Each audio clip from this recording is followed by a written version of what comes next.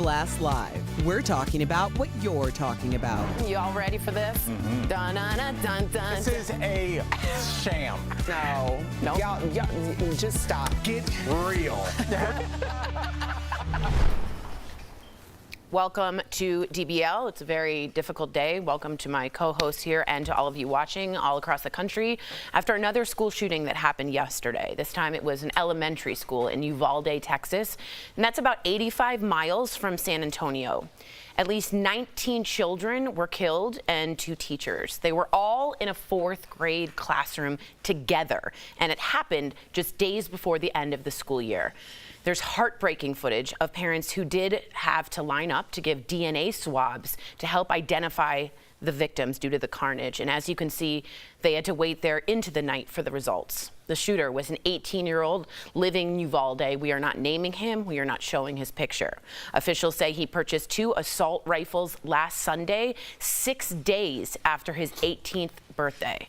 We also know he barricaded himself in the classroom and was eventually shot and killed by authorities.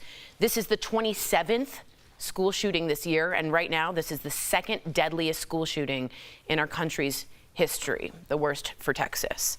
What did you all think when we saw this? What did you think, Lindsay, when you heard?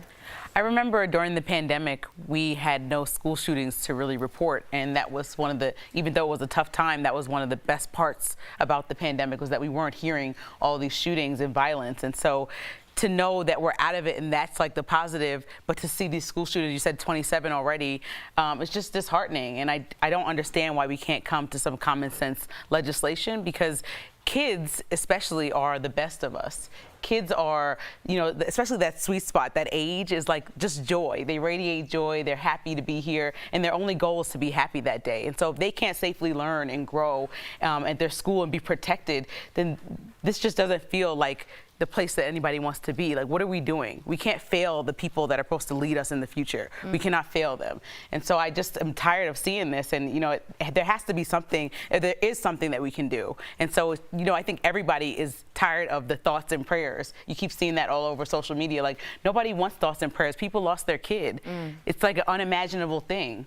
I mean, Jeff, you have a kid. You know, I was like holding Kinsley so tight last night. I was putting her down to bed and just like, oh my God, like imagine sending your kid to school and not seeing them again. It's terrible. Yeah, listen, I feel the same as you. I'm sad, I'm angry, I'm all at the same time, because these kids had 2 days left to go, right? That's the happiest time when you're a kid to, you know, you're not really doing schoolwork, you're there playing with your friends. And imagine being that parent, waiting in line all night to take a DNA sample, not even going in to grab them or hope they're okay, to have that worry. As a parent, you don't know what that's like, unless, I don't know what that's like, right? I don't know those feelings. But I'm angry at society, I'm angry at the government, I'm angry at a lot of things, because we overcorrect society's issues, right? But when it comes to gun control and gun safety in these school shootings, we mentioned 47, there was over 675 shootings last year, okay? There's over 200 shootings this year, mass shootings. We just turn our back because there's money involved. Nobody wants to correct anything, because then you're stepping out of your political box, and then you're labeled something else. We overcorrect society with these labels. We overcorrect with, oh, I'm a Democrat. You must be a Republican. You must be a Trump supporter. Nobody wants to take the step outside their box and say, hey, why don't we have some red flag laws? This kid posted guns, 2 guns that he purchased when he was 18 legally. Two guns, okay? Put them on the internet. We flag people for what they say on the internet, but we can't flag someone who takes a picture of 2 assault rifles, buys 375 rounds of ammunition. There's no red flag for that. Let's not step out of our party's box and maybe figure out a way to do something. Let's just stay in our box and hope this won't happen again. Well, there's hundreds upon hundreds every single year, and until this hits home for you, a politician, someone watching at home, that's the only way this is going to get corrected. There's too much money involved in this, and it's never going to be corrected unless somebody steps out big, starting from the president down. I fully agree with both of you. I don't have children, but I thought of all of you, and I also thought these children spent the last 2 years trying to not get COVID, and then they get shot.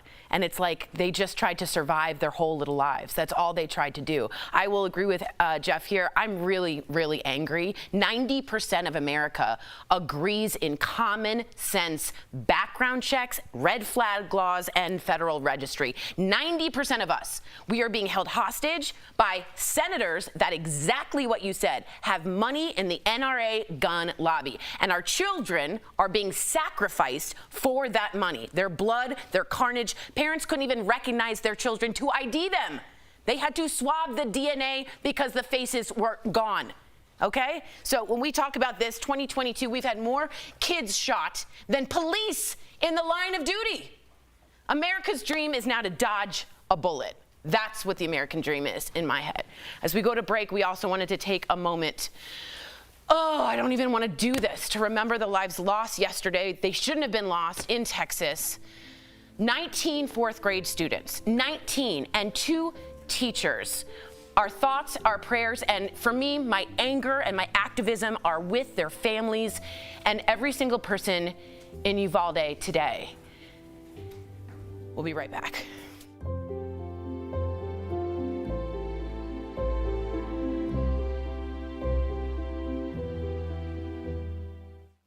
Closed captioning provided by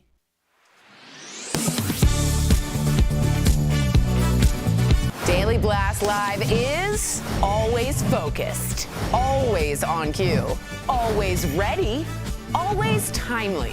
This May, don't miss a day. DBL is all new every day. Matthew McConaughey, he posted a statement on Facebook. You'll discuss at the end. So we'll see Matthew McConaughey, Taylor Swift, LeBron James. They all tweeted about it. Yeah. And then you'll say a lot of people are talking about NBA coach Steve Kerr Yep. on the Golden State Warriors. He expressed his anger at a press conference. Take a look. We'll see a shot. It's about 20, 30 seconds. And then out of the shot, you guys will discuss what you think of Steve Kerr. What he said, do you really agree that Americans on both sides of the aisle agree on this? Will celebrities and notable people speaking out help do anything? And then once you discuss that, we'll have Amanda Gorman's poem in the wall. I'll go to it, and they'll tell me to go to it. We'll Okay. say we'll leave you with this. Okay. Just wanted to get to you guys. Ray's Vibe says, can you imagine one person who wrote the Constitution seeing what we have done with guns and saying, good, this is exactly what I meant? I understand there's a right to bear arms, and no one's trying to take that away in terms of the Second Amendment, but you can't look at America today and think this is what we should have done. This is what they wanted. This is where we are. There was a chart on the New York Times today that showed countries that are considered well off, like Australia, America, and we are like way, like the chart was like, the sharp V's. That's where we are as far as gun violence. And that doesn't include any suicides, and that doesn't include, I think like any gang violence or any, considered like violence. It just includes like mass shootings. Right. So if they include all of that, I think our spike would have been like to the top. That's the last time they calculated. And this isn't a problem anywhere else but the United States. So there's got to be something going on here that's sparking that kind of reaction. We don't know what it is yet, but it's got to be something specific to the United States, right? I mean, I don't know where to start, how to figure out the problem, but somebody better start doing something because nobody's doing anything. That's where I'm at.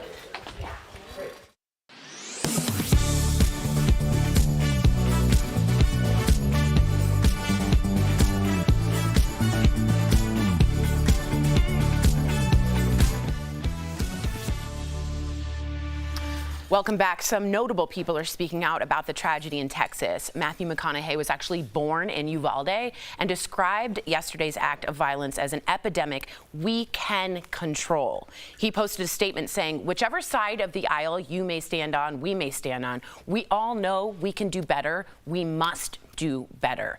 Taylor Swift broke her Twitter hiatus saying, filled with rage and grief and so broken by the murders in Uvalde.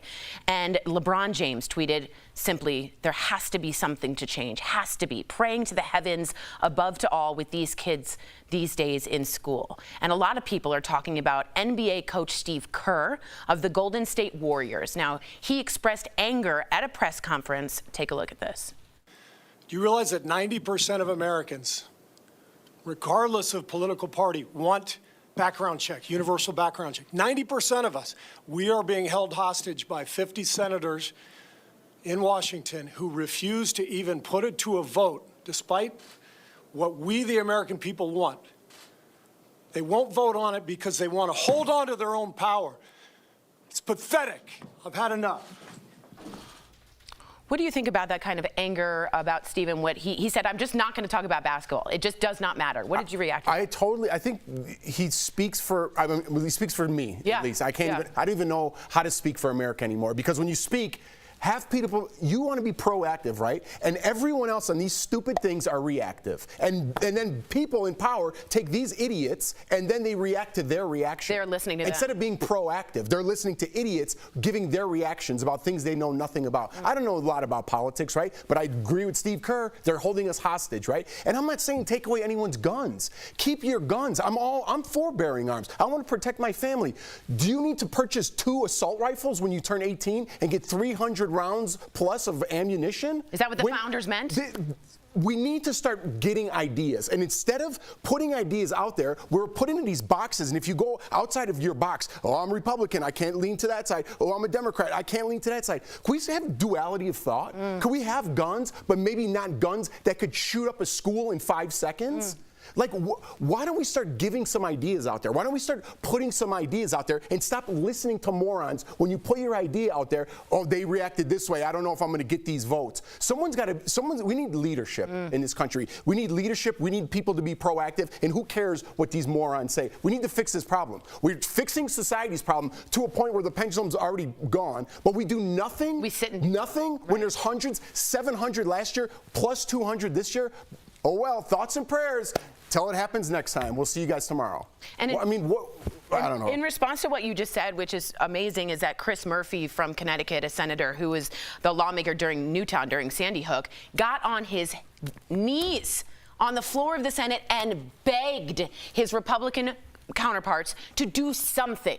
There's so much inaction. There's so much cowardice. There's so much I'm keeping the money that at this point we're sacrificing children for the right to bear arms. He begged them to at least make some movement, and some Republicans got across that aisle and decide there's got to be a bipartisan bill that can help. We did it in '94. We banned assault rifles, right? And everything, mass shootings went down 70% from 1994 to 2004. Lindsay, what did you think about these people and what they're saying? I mean, Sandy Hook was 2012, so it was 10 years ago.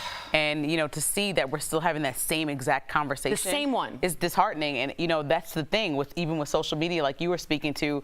We talk about something, we're all crying, we're outraged, we're angry. We yell and we, do this whole thing, and then we go to the beach. Yep. And then we, it's just like this cycle of like something has to change. Like we can't just accept that, the idea that lawmakers are holding us hostage. We can't accept that. We have to actually, every single thing has to lie on this vote. So when you go out and vote and say, oh, well, they represent me in this way because of this idea that I have, the number one issue, if you don't want kids to die at school, has to be what they're going to do to change the law to protect children. To protect people. I mean, in the last month, we talked about people that look like my grandmother and people that I love getting shot up in Buffalo, just trying to go grocery shopping. So, this is just 2 instances that made national headlines. I know somebody got shot in New York on a subway the other day that was headed to the Bronx coming from work, I think an employee of a bank. So this is like everybody's feeling unsafe. And when Steve Kerr says that number about a large majority of people 90%. Want sensible gun control laws, that's true. So what are you going to do with your vote to make sure that that's enforced? And there are, just websites to go to find out how much your senator and your representative are getting paid by the NRA and the gun lobby. At this point, they're running things. They're the only ones taking action, in my point of view, the NRA and the gun lobby. Lauren Boebert, who is actually a representative of Colorado, just tweeted out, "You can't legislate away evil." Then what are you doing? Why are you at your job if you're not interested in legislating anything to make this better for this country? You're going to sit there and you're going to take your money and you're going to let kids be killed. Yeah, I don't understand when people are going to wake up. You know what I mean? Like how the government is just all over us, right? Everything they do involves money. everything. We jump all over this pandemic. We make people wear masks. We have to do all this. But hey, go ahead and get yourself a pack of cigarettes and do whatever you want to do with your life. Because there's money in tobacco. There's money in guns. Yep. There's money in pharmaceuticals. There's money in this. Yeah. And when are people going to wake up and see that? But no, you know what? Write in your reactions about what you think if I'm Democratic or Republican or whatever the hell you think it is. Yeah. I'm tired of it. You're done. You know what I mean? I'm tired of it. And until it happens to my kid, and then, I mean, I don't know. I just don't know anymore. Nothing's going to be done. Because I'm sitting up here babbling for no reason. Because there is inaction, and we're being held hostage by that inaction, and it's all because of what you said, money.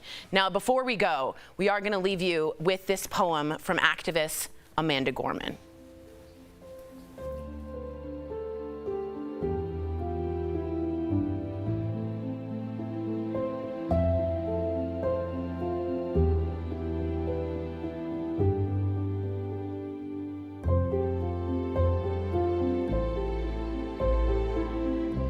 This was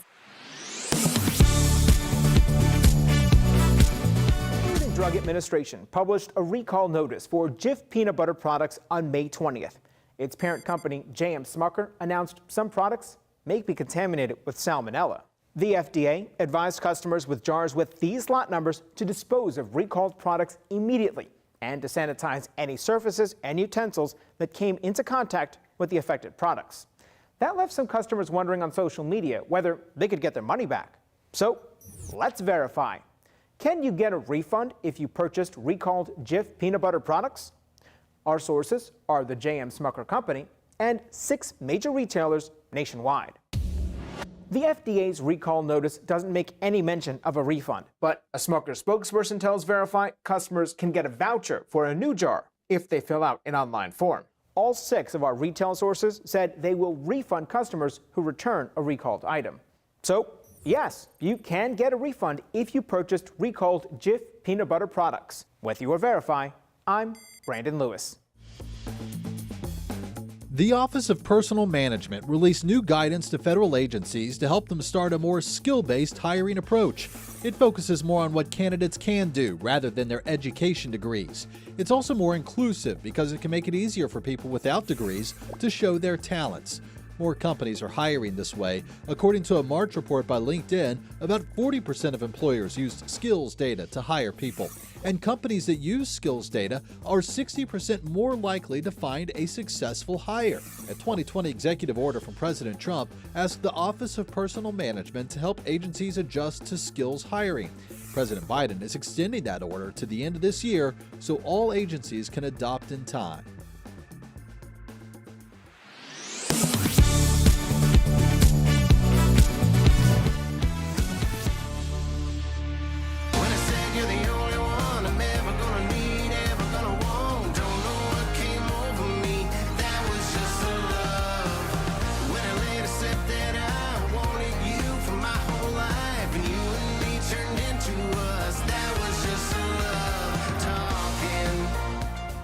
Welcome back. We're going to lighten things up here today. That was Love Talkin', the latest single from Eli Young Band. And before the terrible tragedy in Texas happened yesterday, we spoke with 2 members from the group, Mike Eli and John Jones. Check it out. I was kind of having this conversation the other day about love. I feel like the word love is gone from a lot of R&B songs, but not in country. Why do you think country songs still have a lot of love in the title? I think just it works for everybody. It's one of those things we can all relate to. And, you know, as songwriters, it's something you can like think about your first love. You can, you know, it's heartache. It's everything in between. It's the breakup song. It's the I'm in love now. I've been in love for a long time. You know, life is good. It always works. Here for it. Definitely. Now, this is something I love, which is not only you guys, but the Dave Matthews Band. I go to concerts every single year. I go 3 times in a row. What was it like performing with Dave Matthews Band back in your early days? Was it fabulous? Was it intimidating? That was the first big tour we were ever on. We were just a regional band, hadn't really had much national success. And he brought us out for a string of shows, and he could not have been a nicer person. And he introduced us to the crowd, you know, ladies and gentlemen, the Eli Young Band. And then he stood there side stage for our entire set every single night watching us, where the audience could see him. So it really just drew them in to say, these are guys that I want to bring out on tour. you should give them your time. And that was like the coolest introduction into, the bigger music scene for us. Obviously, Dave Matthews is an incredible artist, and sharing the stage with him was always it was a big deal. So way back then, it taught us a lot about continuing on that whole thing of being that kind of headlining artist that is good to the guys coming up that open up for you. So. Well, Mike, does the band ever have disagreements, like when writing a song? Who has the, quote, final say? Ooh. We were always really good at communicating. I think the reason that we've lasted 20 years was that we listened to each other, and we put our relationship at a priority. It really has worked itself out in a way. I think the four of us can really kind of come to the same consensus pretty quickly after 20 years of being, families. Well, speaking of love, let's get to your new album, Love Talking. John, we heard your favorite song on the album was Break Up in a Bar. Yes. Is it based, we got to know, is this based on a true story? Please tell. It is not, but it's a wonderful idea. The whole song, it's kind of your, I don't know, little tongue-in-cheek, a country song, straight middle of the road, kind of clever, about all the advantages of breaking up in a bar. But when somebody breaks your heart, moving on ain't half as hard when you break up in a bar. You're already where you're going to end up anyway. But it's kind of, the bar is everything that you want after that breakup. It's your friends who are there to bring you back up. It's someone new to meet. It's the drink to settle you down. It's all that stuff. So I think that you followed me through my 5 years at university. This was actually the theme song to my university romance story. So thank you for that. Love it. And Mike, do you have a favorite song on the new album? I wrote most of them, and so my connection is pretty deep to all of these songs. Love Talking is probably one of my favorites, but I think that there's also a song on there called Tell Me It Is that is that moment. Most of these songs were written in 2020 and the beginning of 2021, and that was obviously a very vulnerable and weird time for us of moving on into whatever was happening. And so Tell Me It Is was pretty personal. And so I'd have to say, though, between those two, but Love Talking is obviously, I think, an incredible pick for the first single. So How have you guys grown as a band with Love Talking compared just to some of your earlier albums? we've experienced so much of our lives, over half of our lives together. And so we have a lot of experience to draw on.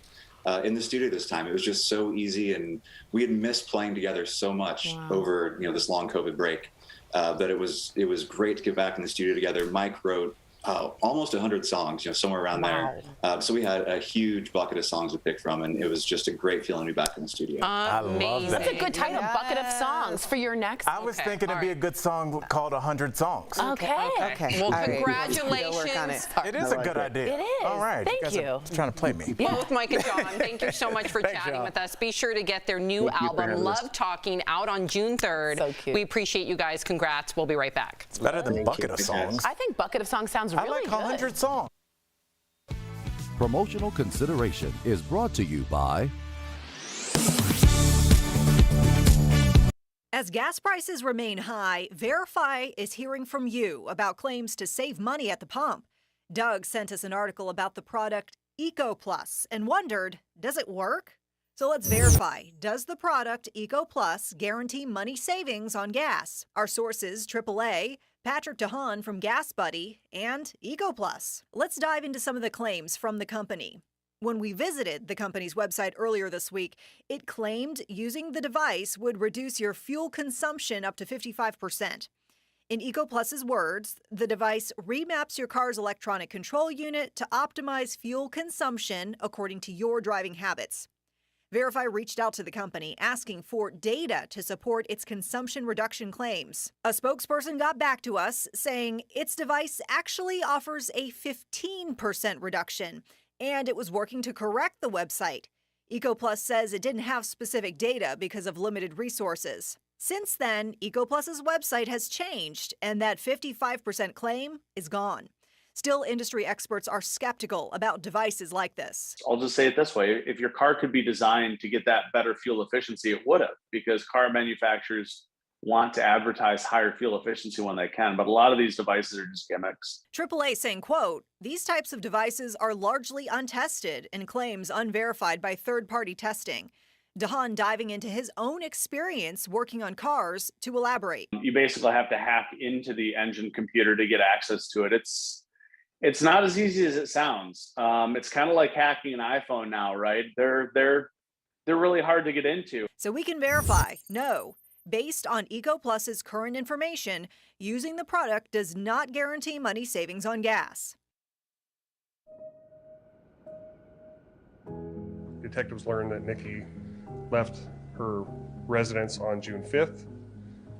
She returned early in the morning on June 6th and left again a few hours later. There were no further contacts or sightings of Nikki since that time. Police say a Vancouver teenager missing since this summer has been found dead.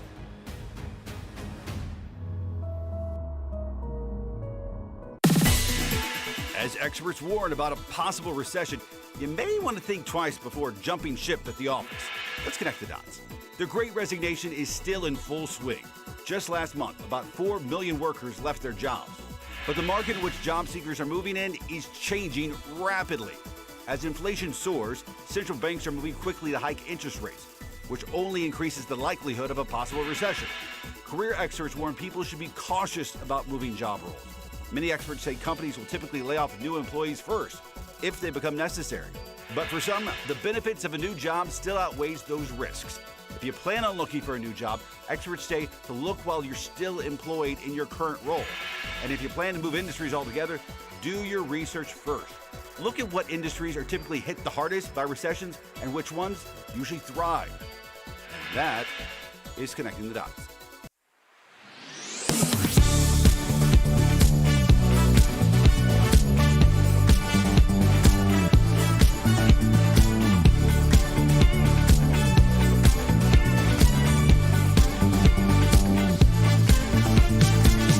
Welcome back. It is National Senior Health and Fitness Day. That's today's Focus on Fitness presented by QB. So if you're an older adult, now is the perfect time to make moves towards your health and fitness goals. And here are some simple ways to take charge. Start with a health screening. This will help identify critical areas of improvement and assess your overall health. Next, being fit includes mental health. Introducing brain games like chess and crossword puzzles keeps your brain active and youthful. And a hike. It's a great way to get exercise. Rocky trails can be dangerous, but try a guided tour at a museum or zoo. And QB. It's also a great way to get some quick exercise regardless of physical ability or age. Try their under-desk elliptical at home. Call 1-800-556-2089 or visit QB.com to learn more. Now, I know a lot of you are feeling helpless, and it's a terrible feeling to feel after hearing what happened in Texas. There is something, though, you can actually do. There's a GoFundMe set up for the families of the Texas elementary school shooting. So go to GoFundMe and search for Texas elementary school shooting if you want and are able to donate. We also have some comments. Barb says anyone who doesn't see a problem is the problem. Steve Childers says crazy people will be crazy people and killers will be killers. And Ray says I think if you're under 21, parents need to be held accountable. Well, we know something has to change. That's what we know for sure. DBL's new every day. We'll see you same time, same place tomorrow. Thanks for being with us.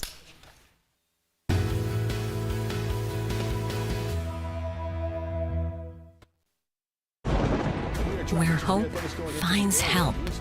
Where courage meets conviction. Where makers make fans. We are Tegna, a family of local and national media brands that bring us together, serving the greater good of our communities. Where national know-how backs local business.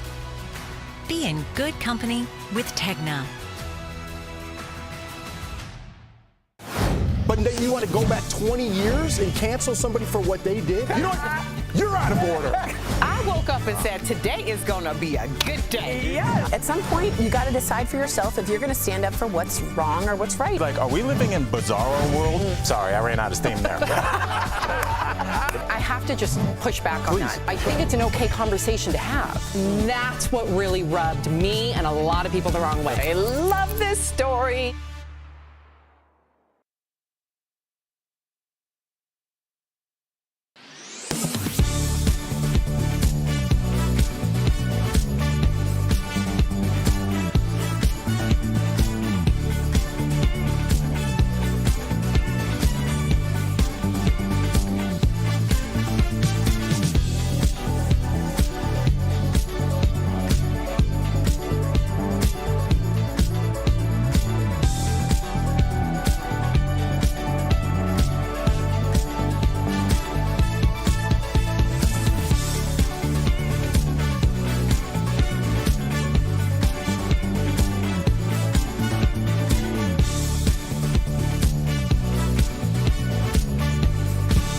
Here's what we're talking about today on Daily Blast Live.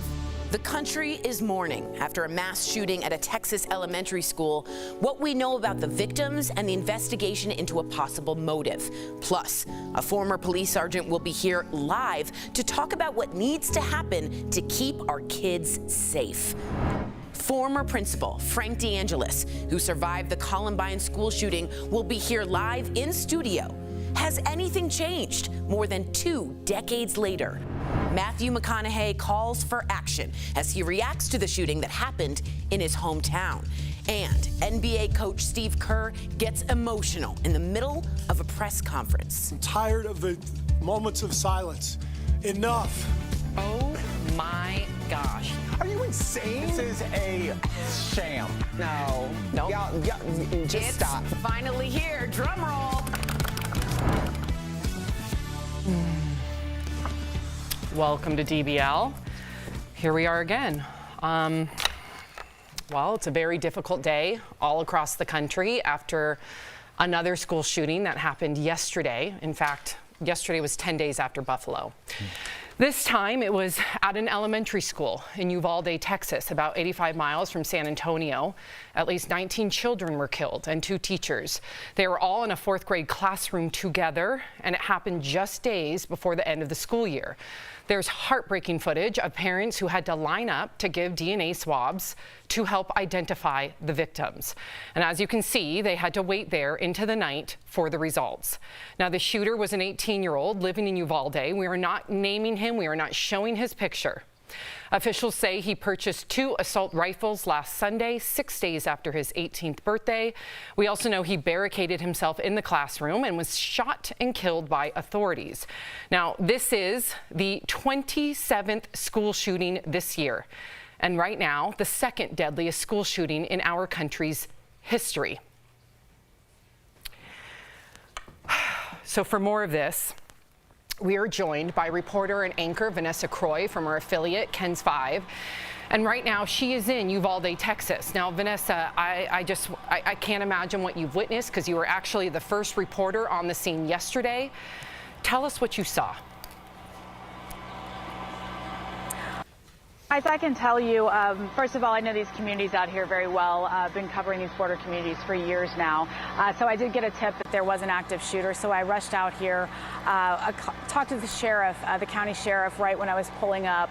And all he could tell me was, this is horrific. He said, our worst nightmare just came true.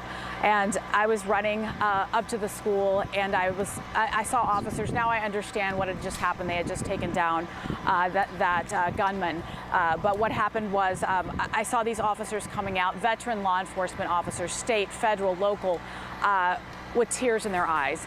And before I had learned that any children had died, I could see it in their faces. It was very difficult for me, and I know it was even more difficult for them seeing what happened inside that school. Fill us in a little bit on the latest news that you've heard, any updates. And I thank you for covering this and for keeping a spotlight on this. I know it's not been easy. Well, we are actually at the high school, excuse me, right now where Governor Greg Abbott is speaking inside. And he just gave us a quick update on some things we didn't have earlier. Once again, 19 children killed, 2 faculty members, many more injured in the hospital. We do know the preliminary chain of events that the gunman shot his grandmother in the face. He drove off, ran into a ditch, and then ran into this elementary school where the Uvalde school police officers tried to chase him. That's when he barricaded himself in a classroom with those children. And a short time later, agents from Border Patrol and county DPS, state troopers, were able to get into that classroom and take that gunman down. Governor Abbott did point this out as well, that the only forewarning that this was about to happen is the 18-year-old gunman posted on his Facebook, the first post, I'm going to shoot my grandmother. The second post, I shot my grandmother. And the third post, I'm going to shoot up an elementary school. And that was 15 minutes before he entered the building. Vanessa, I'm sitting here and listening to you. be so eloquent in your speech. And I saw you pause when you talked about the classroom, and I believe that's because you are a former teacher, as am I. And for myself, I just think about how scared I would be from not only myself, but my kids. So you're no stranger to active shooter drills. Give us your take on what happened here. You know, it's hard to say. I was just thinking yesterday, I shared this with our viewers yesterday, you know, we have so many of these drills every single year, and we know that they're just a drill. I can't imagine what those teachers were feeling, what those children were feeling, the terror, not knowing the uncertainty of what was happening outside their classroom. Perhaps they could hear the gunshots. We've heard some stories from other children in the school, but just wondering in that wait time what is happening outside, and for the teachers trying to protect those children inside, not knowing what was happening right outside their classroom door. I just can't imagine. Vanessa, we thank you for reporting on this. We really appreciate you taking the time to join us today. Thank you. You know, I'm speechless. Yeah. Numb, I'm angry. Erica, you have tears in your eyes. What are you thinking? How many times do we have to cover these shootings on this show? Sam, I think I mean, you know, what was the first one? We were live on air. Was that Parkland? Parkland. That was Parkland. First one. Yep. And then Thousand Oaks. Yeah, Thousand Oaks, which immediately Vegas followed that. I thought a lot about Tuesday, April 20th, 1999. Right. When I was, you know, 20 years before I moved to Colorado, and I was a senior at my high school in Illinois. And I remember coming home, I remember hearing bits and pieces, because at that point, we didn't have like instant information about this high school in Colorado. And I remember there being so much confusion, and getting home and watching the news reports just over and over, and telling my mom I didn't want to go to school that day. Like, it was the ultimate trauma, right? And I remember going into the school on that Wednesday, and there was a group of kids who purposely decided to wear trench coats and walk down the hallway. And when they were confronted and told, we were all told to put our coats, because remember, the trench coats were so symbolic of Columbine. We were all told to put our coats away. And I remember one of the kids loudly saying in the hallway, "How dare you violate my civil rights?" That he didn't have the right to wear what he wanted to wear, because his rights were more important than our belief in our safety and the things that were going to trigger that belief or disbelief that day. And I don't know, I know it's such a small example, but how is this any different? Nothing's changed. Nothing. I dropped Sophie off at school this morning, and I just sat in my car and I watched her play on the playground, and it made me think of the parents. How yesterday they may have done the same thing, how yesterday they went home and started planning graduation parties, and then everything that mattered to them was taken from them in a moment's notice. And that's where we're at, Al. You're a former teacher. Yeah. You have 3 kids. Yeah. I mean, you know, I look at it from the teaching perspective, but also it's just an adult in this world, the people we're supposed to shepherd, the generation coming behind us. And I think that, I don't know if we look at this as good news, our failure as adults is complete. In terms of the world that we're handing over to our kids. I was talking to my buddy John Vargas, smartest student I've ever met in my life yesterday. And this is before this happened. And he was like, I don't know what to tell my kids. Invest in the stock market? What? It seems fake, doesn't it? You know, I don't know what to invest in. I don't know where to tell them to go to be safe. I don't know what state they can go to where they can guarantee to live the life that they would like to live. I don't know what this world is anymore. There's no boundaries. It's just anybody can just do anything. We allowed, and I want this to resonate with us, we allow people like Alex Jones to go on the biggest platforms in the world and spout you know, lies about the Sandy Hook people, to the point where those people have had to move 7 or 8 times after that, because conspiracy and pushing guns and pushing violence and anger is big business in this country, but is a business. And so this is never going away.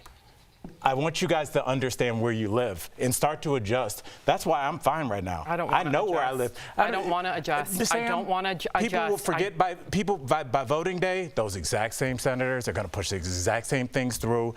This cannot be stopped. Let me just remind our audience that 90% of us all agree on common sense. But 90% of us. I don't think so. We're out of time, and I really want to make sure that we remember the victims. I really do. As we go to break, we wanted to take a moment to remember the lives lost yesterday in Texas. 19 fourth grade students and 2 teachers. Our thoughts, our prayers, hopefully our action will be with their families and with everyone in Uvalde. 10 years old. I know.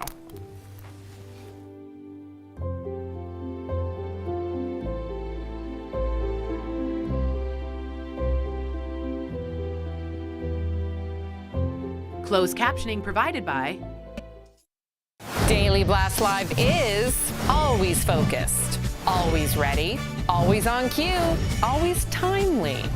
This May, don't miss a day. DBL is all new every day. Yeah, guys. Obviously, sad day here, but I mean, it's nothing compared to what those parents must be feeling. I was looking yesterday at the thing that I feel like isn't getting enough coverage is like, Sam was making the comment about, parents not knowing, but they didn't know well into the night. The interviews that I saw, the sun was down, and there were still people saying they could not be told yet if their kid was one of the kids that was killed. And The reporters outside, to Al's point, the reporters that were outside of that pavilion said that they could hear, like every few minutes, the screams of parents learning the fate of their family and their child. It's just, it makes you want to run. It makes you want to just grab your kids and run because, you want to escape danger, and if danger's all around you in this country, it makes you want to flee, and that's not the answer. I get that. You know what's crazy, What do you Sam? mean? Every other country on the planet, I would feel safer sending my child to school. Yeah. And that's awful. I thought you meant domestically because I went to Nordstrom Rack last Friday when I couldn't get on my flight. It was like 8 o'clock, kind of weird, snowy spring Denver night, and it was like 20 people in the store. And it was so weird. I noticed that there was an armed police officer out in front of the Nordstrom Rack, and I was like, I've never seen that, And this was right after Buffalo, and I'm like, I know that now we have to protect soft targets, Erica. Churches, grocery stores, synagogues, mosques, preschools. I think Beto just interrupted Governor Abbott's press conference and joined in and called him, the buck stops with you and you need to be held accountable. Just physically, now. or over social media? Physically. Wow. So I'm hearing that from our viewers. I'm going to try and look a little bit more into it. But Beto O'Rourke apparently broke in and spoke to Governor Abbott. Oh, it's too bad. Thank you. Yeah, that's correct, Tori.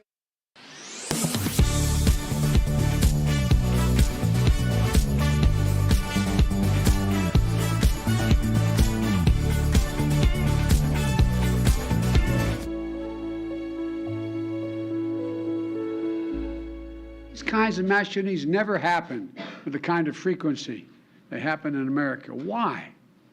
Why are we willing to live with this carnage? Why do we keep letting this happen? We have to make it clear to every elected official in this country, it's time to act. It's time to act. How many administrations have we heard say that? Well, welcome back to DBL. That was President Biden speaking last night from the White House about the horrific shooting. As many of us are saying, thoughts and prayers are just not enough anymore. Something has to change to keep our kids safe in schools. So for more on this, we are joined by retired LAPD Sergeant Cheryl Dorsey. Welcome. Thank you, Cheryl. Sergeant Dorsey, after hearing the news, in your opinion, what needs to change to keep our kids safe or even just safer in schools? Well, listen, we will do the best that we can. It's very difficult when you're being reactive to something that you have no way of knowing when and where it's going to occur. And so I say we need to just get ready to be inconvenienced a little bit. I think we need to harden our school sites, lock doors. I know that people don't like the idea of creating a prison-like environment on school campuses, but if shooters and gunmen can't get into the campus and they can't get into the classroom, that would be a good place to start. Sergeant Dorsey, first of all, I would question what people don't like that idea, because as I'm wondering if they're asking any of the kids about how they feel about their safety when it comes to locking doors. But I just want to ask you, what do you say to people who think this isn't a gun issue, that believe in their Second Amendment rights, and who say the answer is to harden schools by arming teachers? I don't really agree with arming teachers, because listen, you have to be proficient, and teachers are already talking about how they're overworked and overwhelmed, and they're wearing so many other hats aside from just educating our children. And so if they don't have the time, absent schooling and parent meetings, to become proficient, now you have a weapon that is really useless in the hands of a teacher. And so while I don't necessarily say no to everything, I don't think necessarily more guns on campus is going to stop someone from entering the campus, entering a classroom, barricading themselves, and doing what happened yesterday. Well, my next question is, what about the idea of locking down our schools by increasing police presence? Does it make sense to have just police posted at every school across the country? Is that even feasible? It's not possible. There are 18,000 police departments across these United States. And when we say police departments, maybe a lot of people envisions a police department large like LAPD or NYPD, but there's a lot of police departments where you've got 6 officers. And so what are you going to do? Have all 6 of them on how many school sites you have? And so it has to be common sense. I think we need to sadly have a conversation with our children and have them be cognizant of what could happen, and have an idea about what they might do in the eventuality that something goes terribly wrong in the classroom. Yeah. It's not going to change anytime soon. I appreciate your honesty. Yeah, I think we all I really do. Unfortunately feel the same way. Sergeant Dorsey, you are sticking around. We're going to continue to talk about the tragedy in Texas after the break, so stay with us with Sergeant Dorsey.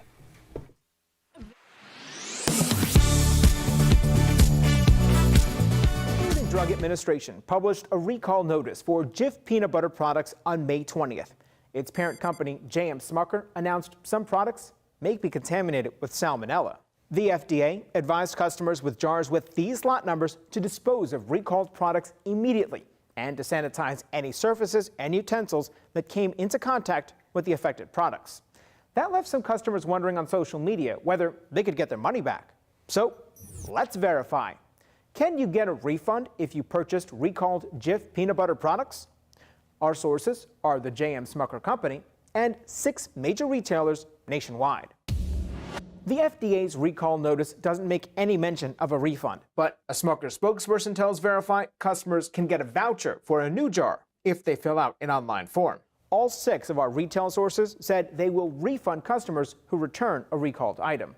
So, yes, you can get a refund if you purchased recalled Jif peanut butter products. With your Verify, I'm Brandon Lewis.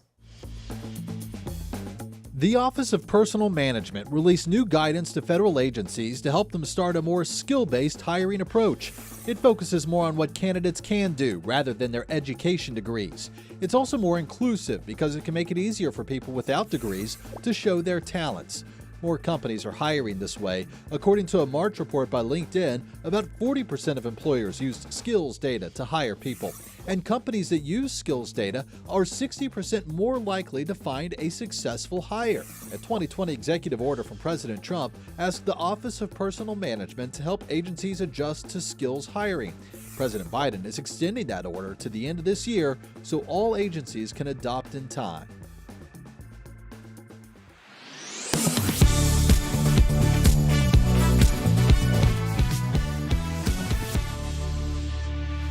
Welcome back. We're here with retired LAPD Sergeant Cheryl Dorsey. Sergeant Dorsey, now many of our viewers watching have kids or grandkids in school, and many of them are scared sending them to school today after hearing the news. In fact, Sergeant Dorsey, I sat in the parking lot watching my child play on the playground for at least 10 minutes. What advice do you have for all the parents, caretakers, grandparents out there? I say be proactive with your children, advocate for them, have conversations. sadly, these are different times that we live in. These are difficult times. And so we need to prepare our children, whether they're at school, whether they're out with friends at a movie theater, whether they're with us in a grocery store, about what to do in the eventuality that we become involved in an active shooter situation. If you have a plan, if you're prepared, when that thing happens, hopefully the children would act instinctively and have an idea about what it is to do and not panic. Well, you know, you have kids and grandkids of your own. I have 3 children, and I'm asking you this as a parent and asking you on behalf of our viewers. I'm scared to talk to them about gun violence because I don't want to take their innocence away. But is it time to drop that and just get real about what this world that they're inheriting is and just have some real difficult discussions?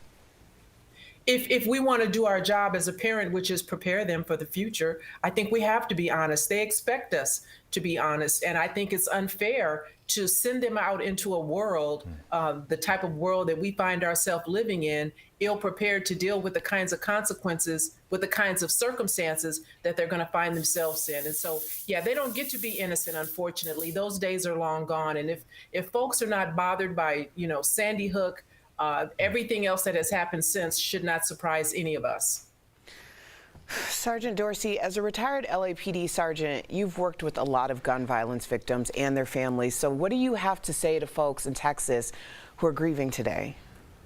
What I would say is, you know, reach out to the people who are a part of that club that no one wants to be a member of, who've been where you are, who know your pain. It's very difficult to have those conversations with someone who hasn't experienced the loss of a child in such a horrific way. And so there are support groups. There are people. I heard one of the parents from another mass shooting at a school say that anyone who wanted to call the network that he was on last night could call that network and ask to be put in touch with him. He wanted to be a resource. And so there are many, many out there who are willing to help, work with, and be a part of that grieving process. And don't be afraid to grieve, and don't rush yourself through it.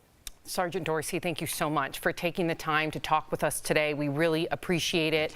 And for our viewers at home, go grab a copy of Sergeant Dorsey's latest book, The Confidence Chronicles, The Greatest Crime Story Never Told. Pick it up wherever books are sold. We'll be back after the break. Thank you so much, Sergeant. Thank you, Sergeant. Promotional consideration is brought to you by... As gas prices remain high, Verify is hearing from you about claims to save money at the pump. Doug sent us an article about the product Eco Plus and wondered, does it work? So let's verify. Does the product Eco Plus guarantee money savings on gas? Our sources, AAA, Patrick DeHaan from Gas Buddy, and Eco Plus. Let's dive into some of the claims from the company. When we visited the company's website earlier this week, it claimed using the device would reduce your fuel consumption up to 55%. In Eco Plus's words, the device remaps your car's electronic control unit to optimize fuel consumption according to your driving habits.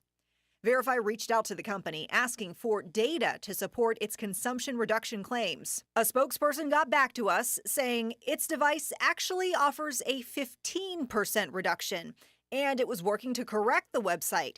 Eco Plus says it didn't have specific data because of limited resources. Since then, Eco Plus's website has changed, and that 55% claim is gone.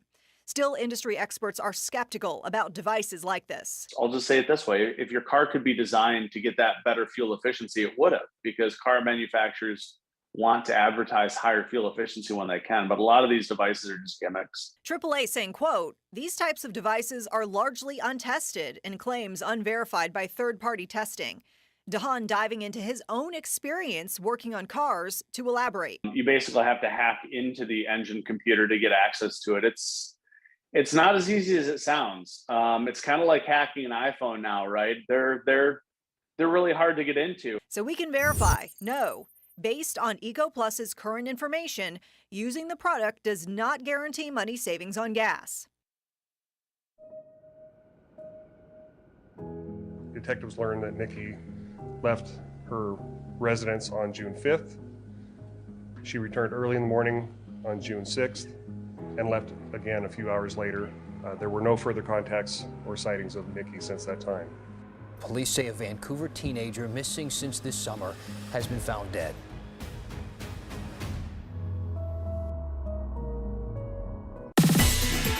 As experts warn about a possible recession, you may want to think twice before jumping ship at the office.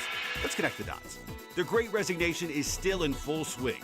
Just last month, about 4 million workers left their jobs. But the market in which job seekers are moving in is changing rapidly. As inflation soars, central banks are moving quickly to hike interest rates, which only increases the likelihood of a possible recession. Career experts warn people should be cautious about moving job roles. Many experts say companies will typically lay off new employees first, if they become necessary. But for some, the benefits of a new job still outweighs those risks. If you plan on looking for a new job, experts say to look while you're still employed in your current role. And if you plan to move industries altogether, do your research first. Look at what industries are typically hit the hardest by recessions and which ones usually thrive. And that is Connecting the Dots.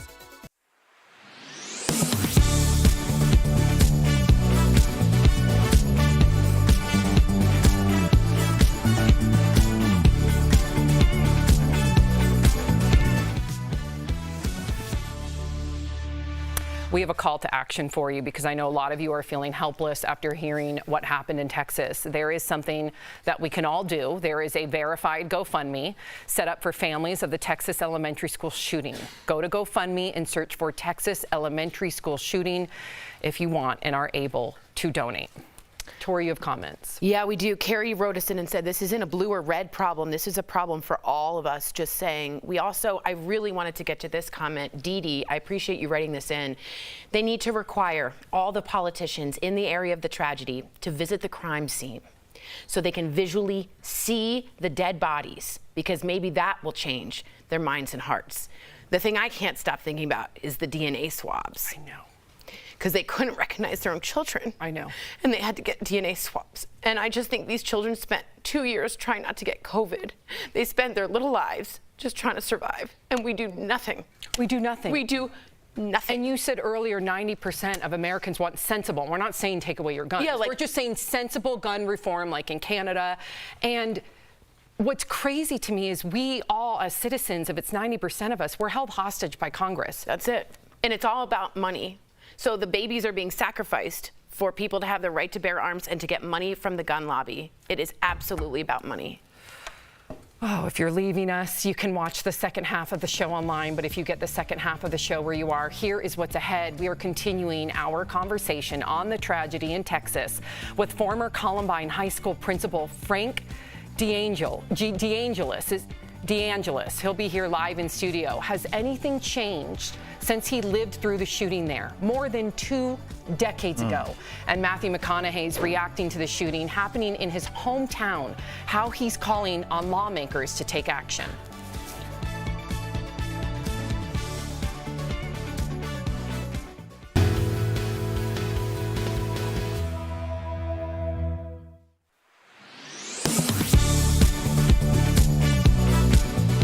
At Verify, we go straight to the sources to tell you what's true and what's false. One of our viewers, Ginia, emailed us a question about a telemarketing call she got. She told us that she's on the do not call list, but, quote, ADT called and told me that just by answering my phone, I reinstate myself on their database list. Is that true? All right, Ginia, let's verify. Our sources, the Telephone Consumer Protection Act, or TCPA, and the Federal Trade Commission. The TCPA is the law that governs what telemarketers can and can't do. If your phone number is registered on the do not call list, it says anyone trying to sell you something isn't allowed to call you. There are a few exceptions, though. One of them is if you have a, quote, established business relationship with a company. Then they are allowed to call you for up to 18 months after your last transaction with them.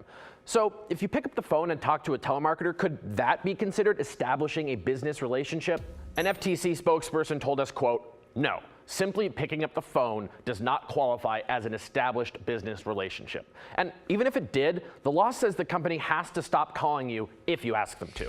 We reached out to ADT and they said they take care to keep their databases updated and to follow the law.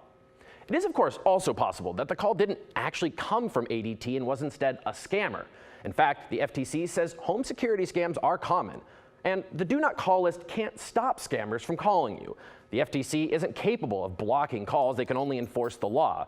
And scammers aren't following the law anyway, so they're not likely to abide by the do not call list. So no, answering a telemarketer's call does not take you off the do not call list. If you get an unwanted call, block the number and report it to the FTC at donotcall.gov.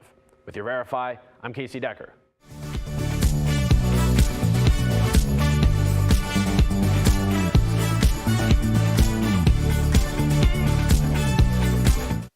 This is Daily Blast Live. We're talking about what you're talking about. Oh my gosh. Are you insane? This is a sham. No. Nope. Y'all, just It's stop. finally here. Drum roll. Welcome to Daily Blast Live. If you're just joining us, we've been talking about the horrific tragedy at Robb Elementary School in Texas that left at least 19 children and 2 teachers dead. It's hard to even say that out loud. We also discussed what can possibly be done to help prevent this from happening again. Well, we are joined by Frank Deangelis, the former principal of Columbine High School, where 12 students and 1 teacher were killed back in 1999. Frank, thank you so much for joining us today. I can't imagine what you must be feeling. This must be triggering. Most definitely. And what goes through, that was my very first question actually, is when a school shooting happens, what goes through your mind immediately? Is it a flashback? Is it, talk to me about what goes All through the your mind. above. I knew something was happening yesterday because I start getting texts and people saying, thinking of you, thoughts and prayers, and then within 3 minutes, the media calls. And I know something's going on, whether it was school shootings or the situation in Boulder. And yesterday really hit me hard because it took me back to Sandy Hook. I was sitting in my office on that fateful day back in 2012, and all these reports came in, and originally they said, well, 2 kids, and then by the end of it, the numbers came in, and yesterday when I heard what happened, it just brought tears. I thought of my granddaughter. Right. The first thing I wanted to do is go to her school here in Denver and just pick her up. And hug her. Hug her. Yeah. You know, sadly, only you would be able to answer this with the expertise that you probably can.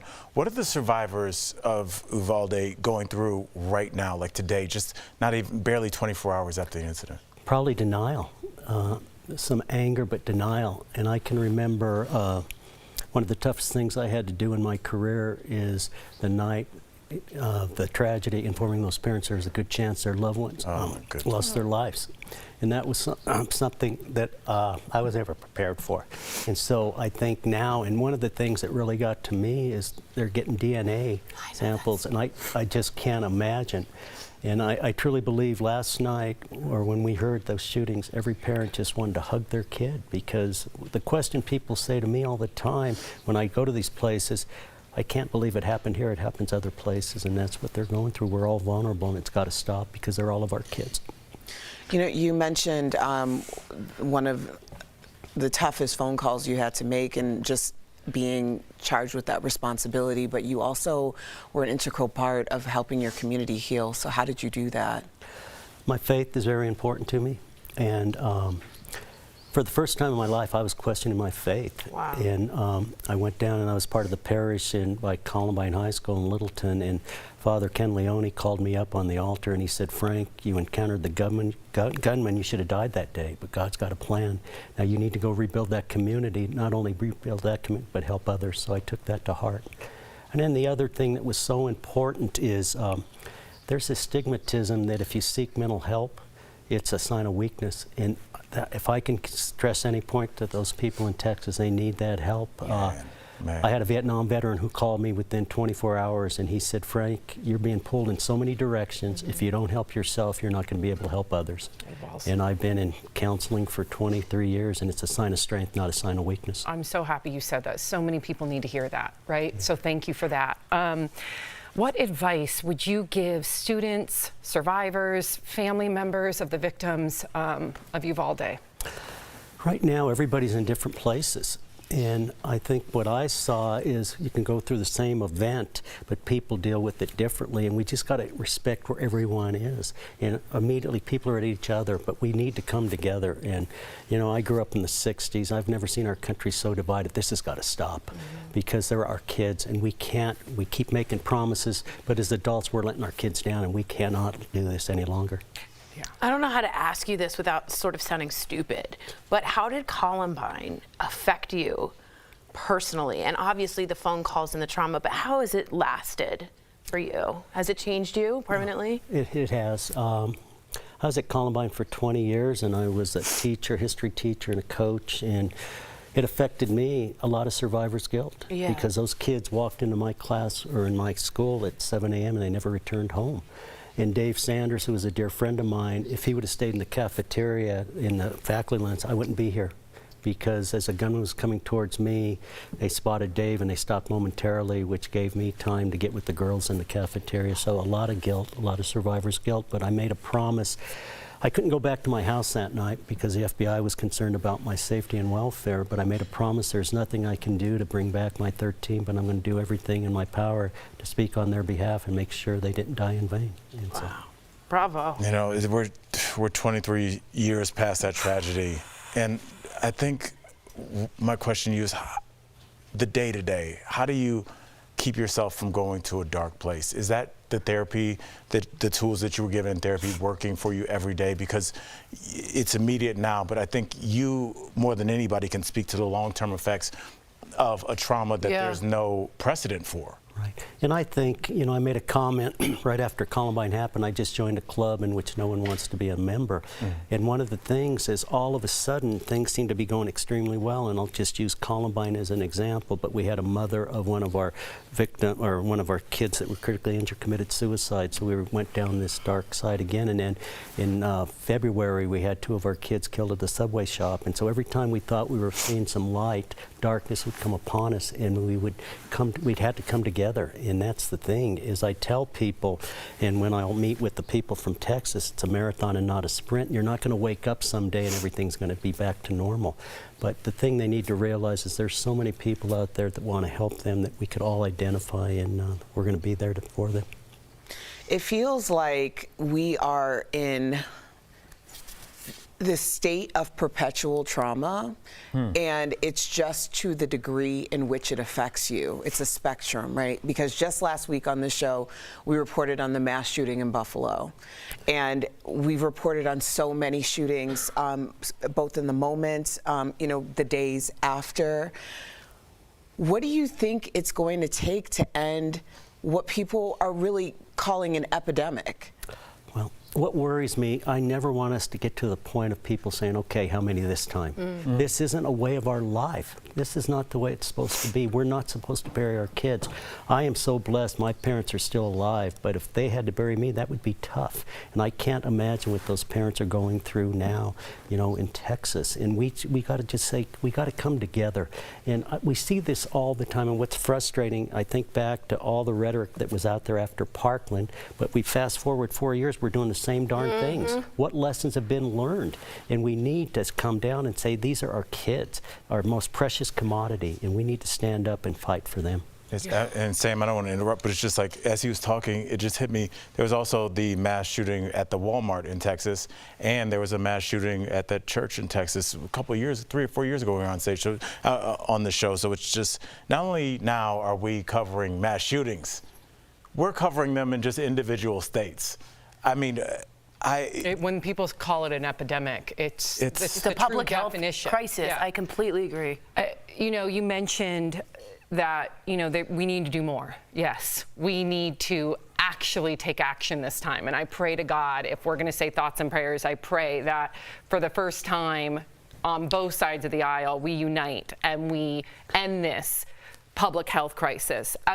In your opinion, as a former principal, what advice could you lend to other principals as far as mental health, and if you see a student that is perhaps not acting, quote unquote, in a healthy way? You know, there were principals a lot smarter than me, but the thing that was so important to me was relationships. And I used to tell our teachers, they don't care how much you know until they know how much you care.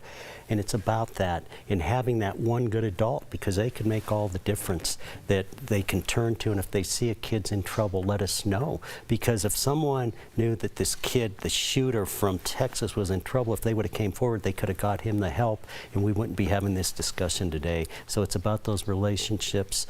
I'm a strong proponent of school resource officers in the building.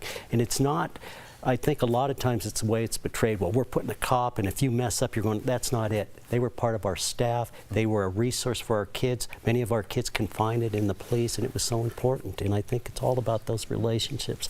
And people ask me all the time, what are you going to do? And I said, what are we going to do? we got to do this together, and that's the most important thing. A lot of people are writing in and saying they're just so angry. And I think that is a lot of us in the studio all around. What do you do with the anger? Do you have the anger? Do you compartmentalize the anger? And this is just to our audience. And how did you deal with that? Well, I was so angry, and I think I mentioned I couldn't go home that night because the FBI was concerned about the safety and welfare of my family, and I was angry. What I witnessed, just something you're never prepared for. And I was angry, but I had to turn that anger into where I could help. And I'm not an expert, but it's the 5 stages of grief. Yeah. You know, right now there's denial, and then there's going to be anger, and then bargaining, compromise. But it's these tiny steps going there. And I think where people are worried right now is where are we going to be 3 months from now? It's a day-by-day thing, and that's where hopefully when I reach out to them, I can share that, because that helped me greatly. I think so many times you're looking, what's going to be like 6 months from now, 8 months? Let's take, a journey of 1,000 miles starts with a single step. Wow, that's powerful. Frank, your story is, I wish you didn't have to share that story. I wish you didn't experience that story, but I'm grateful that you have at least done the work so you can help others. It's an honor to sit at the table It with is. you, honestly. Well, and all you do means a lot, and just opening this discussion, and it's fantastic. And they're all of our kids. I know. It's all of our kids. When I saw, I'll never forget, there was an event right after Sandy Hook, and I think it was a mayor called me down to a civic center to just offer some hope for the people there, and he wanted me to read the names. Well, they failed to tell me that there was going to be 8x10 glossies of those little kids. And I reached out and started looking down at those kids, and it brought tears. And as I was sitting here waiting to come on, I saw those poor little kids that It's can't ever be. It's not okay. It's not Can't fair. be It's not helped, no. right. No. We should be angry, and we shouldn't put up with this anymore. Thank you again. I appreciate you. We appreciate you. Coming up on DBL, an NBA coach, I'm sure you guys saw this. If you haven't, we're going to show you, because he made an emotional plea for gun control following the tragedy in Texas. Stay tuned. How would you feel if this happened to you today? We can't get numb to this. Closed captioning provided by Daily Blast Live is always focused, always ready, always on cue, always timely. This May, don't miss a day. DBL is all new every day.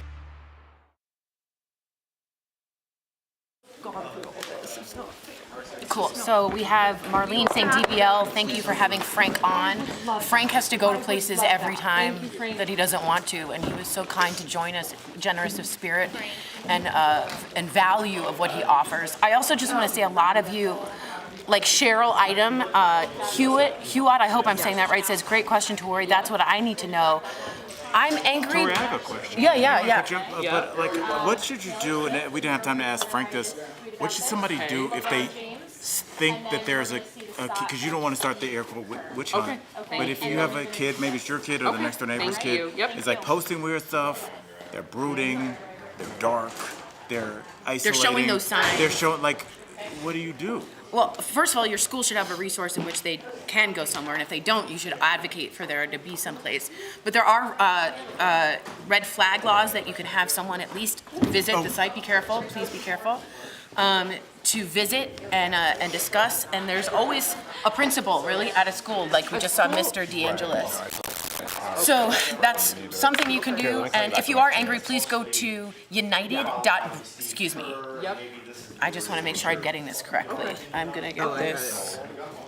It's bradyunited.org, excuse me, and that will show you which senators and which representatives are getting how much money directly from the NRA and the gun lobby. That is named after Brady. James Brady was shot during the Reagan attempt assassination and was paralyzed. The Brady bill has been named after him. So again, bradyunited.org if you guys are looking for resources on where's the money coming from, how much money is there, and you'll be surprised at who's at the top.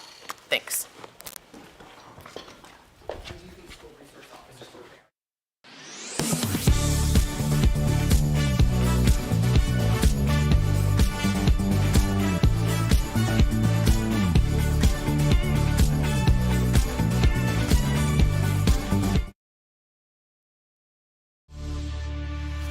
Welcome back. Some notable people are speaking out about the tragedy in Texas. Matthew McConaughey was actually born in Uvalde and describes yesterday's act of violence as an epidemic we can control. He posted a statement saying, quote, "Whichever side of the aisle we may stand on, we all know we can do better. We must do better."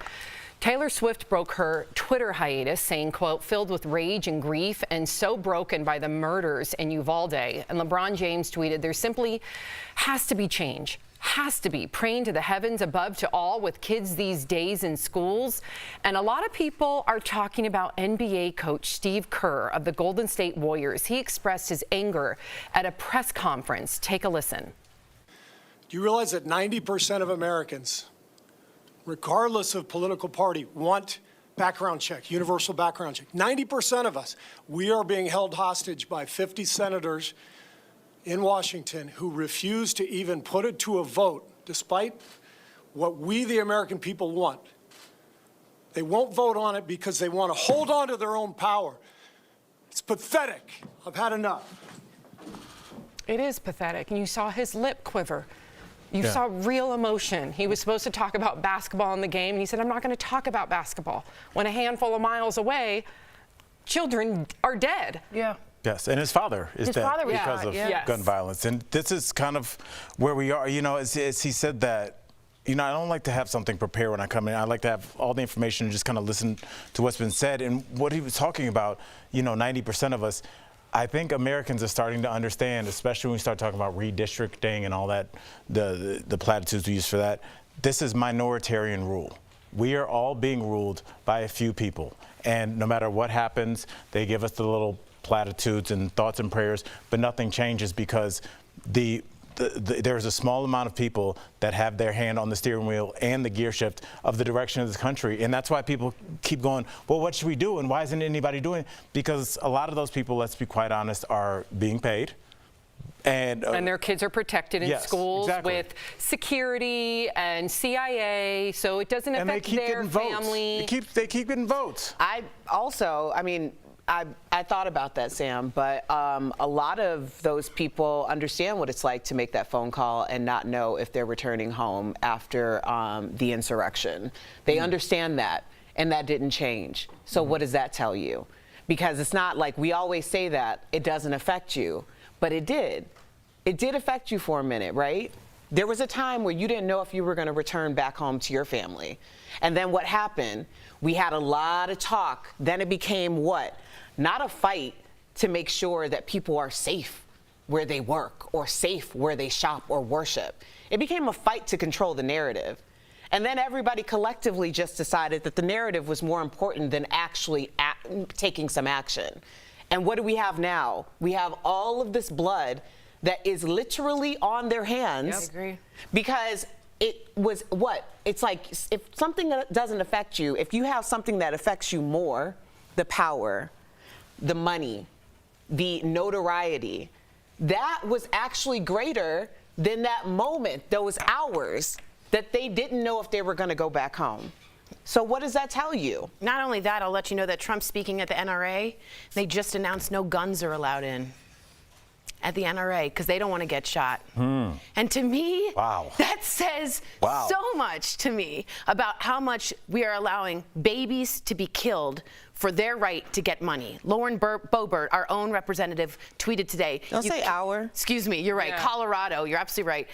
We can't legislate evil. Then what are you doing? Right. And Tori, then why are you taking a seat? And why are you taking the money? And why are you letting our babies die? Because you're absolutely right. 90% of us want a background check, a federal registry, and red flag laws. Common sense. No one's taking your guns. We're simply calling for what the majority of Americans want, and you ain't doing it. Right. And Tori brought up something I want to say this really quick, Sam, because it's important about the narrative that you mentioned, and then what you said sparked it in me. Keep an eye out for the narrative in terms of like lone gunmen, and when it's kids of color, they're black men, even though they're 18, 17 years old. When they're not, they're teenagers. Watch for lone gunmen, crazy, isolated, because that makes you not have to have the conversation, because they're crazy, Erica. No, you can't control that. In other so countries, watch that language being used. There's crazy. There's mental health crises in other countries, but do they have this epidemic? No. They don't. And when I was driving here today, I passed the Denver Tech Center. And the only reason why I bring that up is because they have dozens of American flags. And it's a beautiful sight to drive by and see all of our American flags. And it feels very prideful to pass those American flags every day on the way to work. When I saw them all at half staff this morning, it reminded me, coming from a military family, I associate half staff with soldiers dying. Our children are the soldiers dying. The war against the right to bear arms, guess who's paying the ultimate price? Our kids. Shame on us. Before we go, we're going to leave you with this poem from activist Amanda Gorman.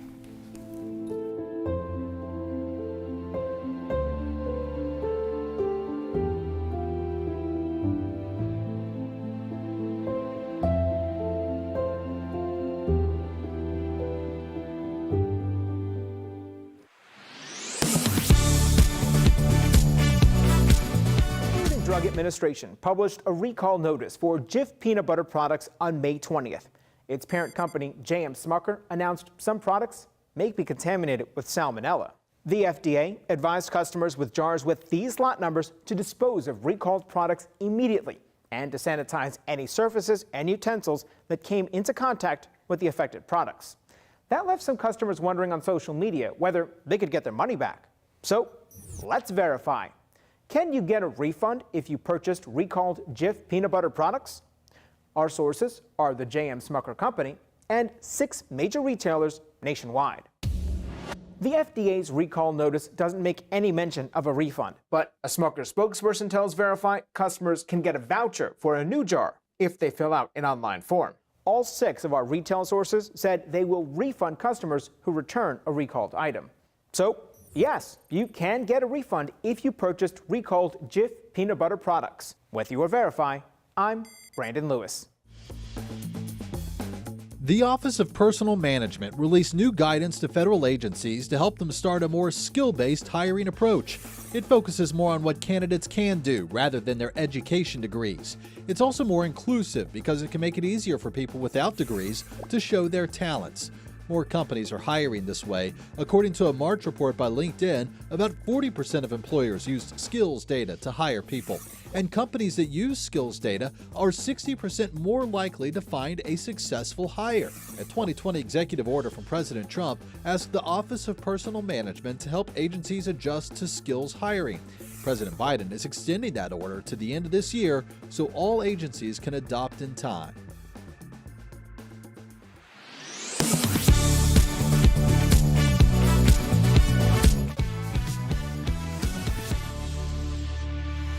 Welcome back. We're going to switch gears here for a moment because it's National Senior Health and Fitness Day. That's today's Focus on Fitness presented by QB. If you're an older adult, now is the perfect time to make moves toward your health and fitness goals. Here are some simple ways to take charge. Start with a health screening. This will help you identify critical areas of improvement and assess your overall health. Next, being fit includes mental health. Introducing brain games like chess and crossword puzzles keeps your brain active and youthful. And a hike is a great way to get exercise. However, rocky trails can be dangerous, so consider increasing your steps with a guided tour at a zoo or a museum. QB is also a great way to get some quick exercise, regardless of physical ability or age. Try their under-desk elliptical at home. Call 1-800-556-2089 or visit QB.com to learn more. We'll be right back. Promotional consideration is brought to you by As gas prices remain high, Verify is hearing from you about claims to save money at the pump. Doug sent us an article about the product Eco Plus and wondered, does it work? So let's verify. Does the product Eco Plus guarantee money savings on gas? Our sources, AAA, Patrick DeHaan from Gas Buddy, and Eco Plus. Let's dive into some of the claims from the company. When we visited the company's website earlier this week, it claimed using the device would reduce your fuel consumption up to 55%. In Eco Plus's words, the device remaps your car's electronic control unit to optimize fuel consumption according to your driving habits. Verify reached out to the company asking for data to support its consumption reduction claims. A spokesperson got back to us saying its device actually offers a 15% reduction, and it was working to correct the website. EcoPlus says it didn't have specific data because of limited resources. Since then, EcoPlus's website has changed, and that 55% claim is gone. Still, industry experts are skeptical about devices like this. I'll just say it this way. If your car could be designed to get that better fuel efficiency, it would have, because car manufacturers want to advertise higher fuel efficiency when they can. But a lot of these devices are just gimmicks. AAA saying, quote, these types of devices are largely untested and claims unverified by third-party testing. DeHaan diving into his own experience working on cars to elaborate. You basically have to hack into the engine computer to get access to it. It's not as easy as it sounds. It's kind of like hacking an iPhone now, right? They're really hard to get into. So we can verify, no. Based on EcoPlus's current information, using the product does not guarantee money savings on gas. Detectives learned that Nikki left her residence on June 5th. She returned early in the morning on June 6th and left again a few hours later. There were no further contacts or sightings of Nikki since that time. Police say a Vancouver teenager missing since this summer has been found dead.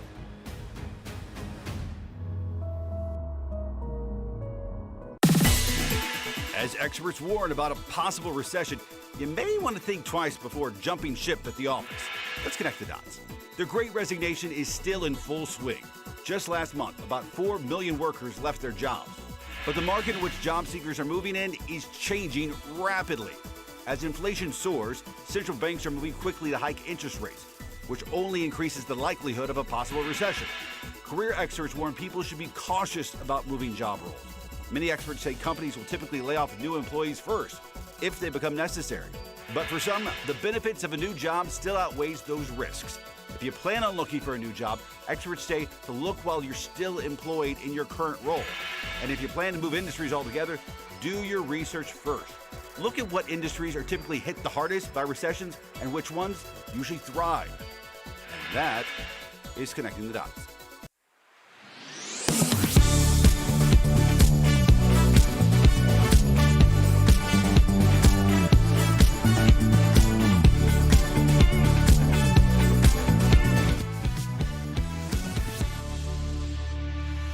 Welcome back. We want to show you a way to help the victims in Texas. There is a GoFundMe. It's verified. It's set up for families of the Texas elementary school shooting. Go to GoFundMe. Search for Texas elementary school shooting. If you're able to donate, all of those funds go directly to the families of the victims. And it's going way up, isn't it? It is, today? yeah. Tori, you have some comments. A lot of you wrote in today, and I want to say thank you so much for writing in and being a part of the conversation. Caroline says, how do these politicians sleep at night? Seriously? And I think that's a fair question to ask. Brandon says, we just don't need more fear. We need more love for one another. And again, this is a only American issue. Solely. Something's wrong here, and we got to fix it. Yeah.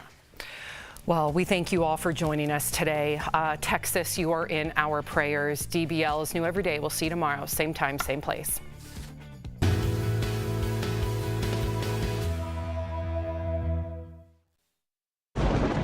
Where hope finds help. Where courage meets conviction. Where makers make fans. We are Tegna, a family of local and national media brands that bring us together, serving the greater good of our communities. Where national know-how backs local business. Be in good company with Tegna. But you want to go back 20 years and cancel somebody for what they did? You know what? You're out of order. I woke up and said, today is going to be a good day. Yeah. At some point, you got to decide for yourself if you're going to stand up for what's wrong or what's right. Like, are we living in Bizarro world? Sorry, I ran out of steam there. I have to just push back on that. I think it's an okay conversation to have. That's what really rubbed me and a lot of people the wrong way. I love this story.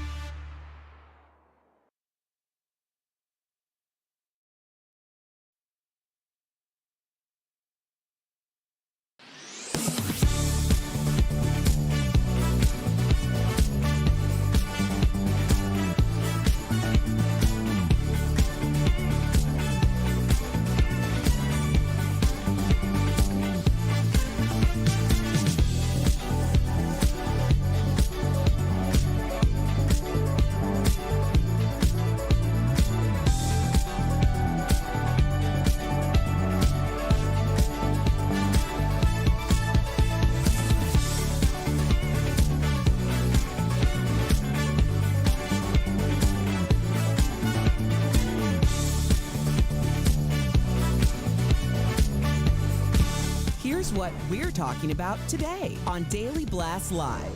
The country is mourning after a mass shooting at a Texas elementary school, what we know about the victims and the investigation into a possible motive. Plus, a former police sergeant will be here live to talk about what needs to happen to keep our kids safe. Former principal Frank Deangelis, who survived the Columbine school shooting, will be here live in studio. Has anything changed more than 2 decades later?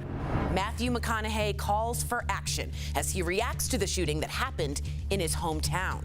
And NBA coach Steve Kerr gets emotional in the middle of a press conference. I'm tired of the moments of silence. Enough. Oh my gosh. Are you insane? This is a sham. No. Nope. Yeah, just stop. Finally here. Drum roll. Welcome to DBL. Here we are again. Well, it's a very difficult day all across the country after another school shooting that happened yesterday. In fact, yesterday was 10 days after Buffalo. This time it was at an elementary school in Uvalde, Texas, about 85 miles from San Antonio. At least 19 children were killed and 2 teachers. They were all in a 4th grade classroom together, and it happened just days before the end of the school year. There's heartbreaking footage of parents who had to line up to give DNA swabs to help identify the victims. And as you can see, they had to wait there into the night for the results. Now, the shooter was an 18-year-old living in Uvalde. We are not naming him. We are not showing his picture. Officials say he purchased 2 assault rifles last Sunday, 6 days after his 18th birthday. We also know he barricaded himself in the classroom and was shot and killed by authorities. Now, this is the 27th school shooting this year, and right now, the 2nd deadliest school shooting in our country's history. So for more of this, we are joined by reporter and anchor Vanessa Croy from our affiliate, KENS 5. And right now, she is in Uvalde, Texas. Now, Vanessa, I can't imagine what you've witnessed because you were actually the first reporter on the scene yesterday. Tell us what you saw. As I can tell you, first of all, I know these communities out here very well. I've been covering these border communities for years now. So I did get a tip that there was an active shooter. So I rushed out here, talked to the sheriff, the county sheriff, right when I was pulling up. And all he could tell me was, this is horrific. He said, our worst nightmare just came true. And I was running up to the school, and I saw officers. Now I understand what had just happened. They had just taken down that gunman. But what happened was I saw these officers coming out, veteran law enforcement officers, state, federal, local, with tears in their eyes. And before I had learned that any children had died, I could see it in their faces. It was very difficult for me, and I know it was even more difficult for them seeing what happened inside that school. Fill us in a little bit on the latest news that you've heard, any updates, and I thank you for covering this and for keeping a spotlight on this. I know it's not been easy. Well, we are actually at the high school, excuse me, right now where Governor Greg Abbott is speaking inside. And he just gave us a quick update on some things we didn't have earlier. Once again, 19 children killed, 2 faculty members, many more injured in the hospital. We do know the preliminary chain of events that the gunman shot his grandmother in the face. He drove off, ran into a ditch, and then ran into this elementary school where the Uvalde school police officers tried to chase him. That's when he barricaded himself in a classroom with those children. And a short time later, agents from Border Patrol and county DPS, state troopers, were able to get into that classroom and take that gunman down. Governor Abbott did point this out as well, that the only forewarning that this was about to happen is the 18-year-old gunman posted on his Facebook, the first post, I'm going to shoot my grandmother. The second post, I shot my grandmother. And the third post, I'm going to shoot up an elementary school. And that was 15 minutes before he entered the building. Vanessa, I'm sitting here and listening to you be so eloquent in your speech. And I saw you pause when you talked about the classroom, and I believe that's because you are a former teacher, as am I. And for myself, I just think about how scared I would be from not only myself, but my kids. So you're no stranger to active shooter drills. Give us your take on what happened here. You know, it's hard to say. I was just thinking yesterday, I shared this with our viewers yesterday, you know, we have so many of these drills every single year, and we know that they're just a drill. I can't imagine what those teachers were feeling, what those children were feeling, the terror, not knowing the uncertainty of what was happening outside their classroom. Perhaps they could hear the gunshots. We've heard some stories from other children in the school, but just wondering in that wait time what is happening outside, and for the teachers trying to protect those children inside, not knowing what was happening right outside their classroom door. I just can't imagine. Vanessa, we thank you for reporting on this. We really appreciate you taking the time to join us today. Thank you. You know, I'm speechless. Yeah. Numb, I'm angry. Erica, you have tears in your eyes. What are you thinking? How many times do we have to cover these shootings on this show? Sam, I think I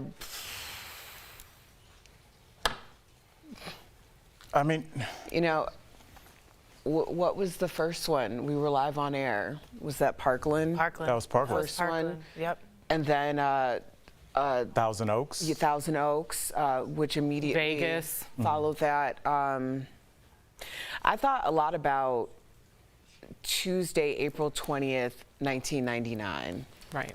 When I was, you know,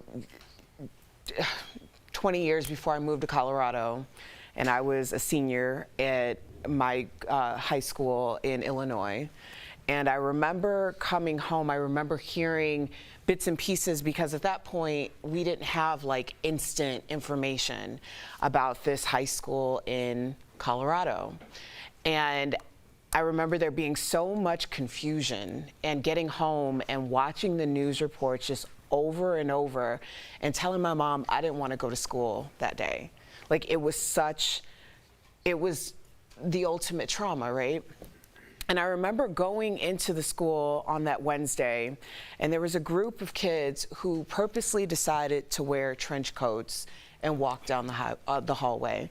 And when they were confronted and told, we were all told to put our coats, because remember, the trench coats were so symbolic of Columbine. We were all told to put our coats away.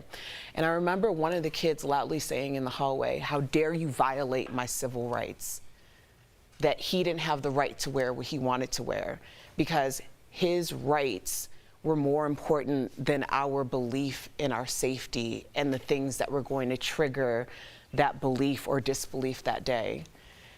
And I don't know, I know it's such a small example, but how is this any different? Nothing's changed. Nothing. I dropped Sophie off at school this morning, and I just sat in my car and I watched her play on the playground, and it made me think of the parents. How yesterday they may have done the same thing, how yesterday they went home and started planning graduation parties, and then everything that mattered to them was taken from them in a moment's notice. And that's where we're at, Al. You're a former teacher. Yeah. You have 3 kids. Yeah. I mean, you know, I look at it from the teaching perspective, but also it's just an adult in this world, the people we're supposed to shepherd, the generation coming behind us. And I think that, I don't know if we look at this as good news, our failure as adults is complete. In terms of the world that we're handing over to our kids. I was talking to my buddy John Vargas, smartest student I've ever met in my life, yesterday. And this is before this happened. And he was like, I don't know what to tell my kids. Invest in the stock market? What? It seems fake, doesn't it? You know, I don't know what to invest in. I don't know where to tell them to go to be safe. I don't know what state they can go to where they can guarantee to live the life that they would like to live. I don't know what this world is anymore. There's no boundaries. It's just anybody can just do anything. We allowed, and I want this to resonate with us, we allow people like Alex Jones to go on the biggest platforms in the world and spout you know, lies about the Sandy Hook people, to the point where those people have had to move 7 or 8 times after that, because conspiracy and pushing guns and pushing violence and anger is big business in this country. But is a business, and so this is never going away. I want you guys to understand where you live and start to adjust. That's why I'm fine right now. I know where I live. I don't want to adjust. I don't want to adjust. People will forget by voting day, those exact same senators are going to push the exact same things through. This cannot be stopped. Let me just remind our audience that 90% of us all agree on common sense. But 90% of us. I don't think so. We're out of time, and I really want to make sure that we remember the victims. I really do. As we go to break, we wanted to take a moment to remember the lives lost yesterday in Texas. 19 fourth grade students and 2 teachers. Our thoughts, our prayers, hopefully our action will be with their families and with everyone in Uvalde. 10 years old. I know.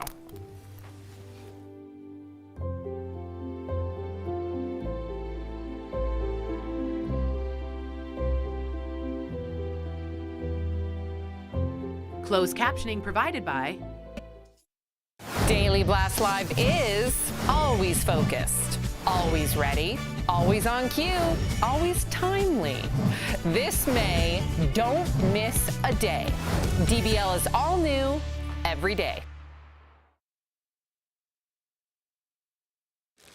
Yeah, guys. Obviously, sad day here, but I mean, it's nothing compared to what those parents must be feeling. I was looking yesterday at the thing that I feel like isn't getting enough coverage is like, Sam was making the comment about, parents not knowing, but they didn't know well into the night. The interviews I saw, the sun was down, and there were still people saying they could not be told yet if their kid was one of the kids that was killed. And The reporters outside, to Al's point, the reporters that were outside of that pavilion said that they could hear, like every few minutes, the screams of parents learning the fate of their family and their child. It's just, it makes you want to run. It makes you want to just grab your kids and run because, you want to escape danger. And if danger is all around you in this country, it makes you want to flee. And that's not the answer. I get that. You know what's crazy, What do you Sam? mean? Every other country on the planet, I would feel safer sending my child to school. Yeah. And that's awful. I thought you meant domestically because I went to Nordstrom Rack last Friday when I couldn't get on my flight. It was like 8 o'clock, kind of weird, snowy spring Denver night. And it was like 20 people in the store. And it was so weird. I noticed that there was an armed police officer out in front of the Nordstrom Rack. And I was like, I've never seen that.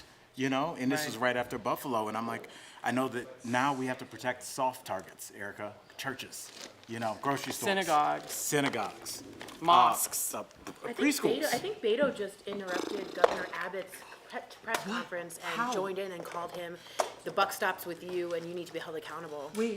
Physically or over social media? Physically. Wow. So I'm hearing that from our viewers. I'm going to try and look a little bit more into it. But Beto O'Rourke apparently broke in and spoke to Governor Abbott. Oh, it's too loud. Thank you. Yeah, that's correct, Tori.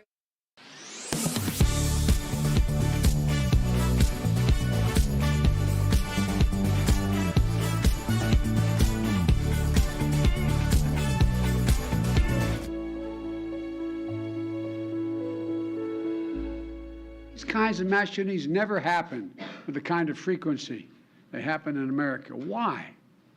Why are we willing to live with this carnage? Why do we keep letting this happen?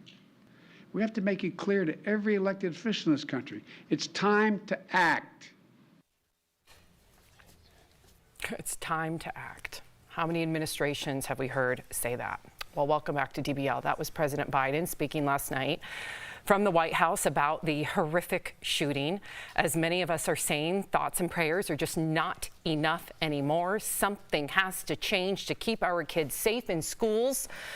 So for more on this, we are joined by retired LAPD Sergeant Cheryl Dorsey. Welcome. Thank you, Cheryl. Sergeant Dorsey, after hearing the news, in your opinion, what needs to change to keep our kids safe or even just safer in schools? Well, listen, we will do the best that we can. It's very difficult when you're being reactive to something that you have no way of knowing when and where it's going to occur. And so I say we need to just get ready to be inconvenienced a little bit. I think we need to harden our school sites, lock doors. I know that people don't like the idea of creating a prison-like environment on school campuses, but if shooters and gunmen can't get into the campus and they can't get into the classroom, that would be a good place to start.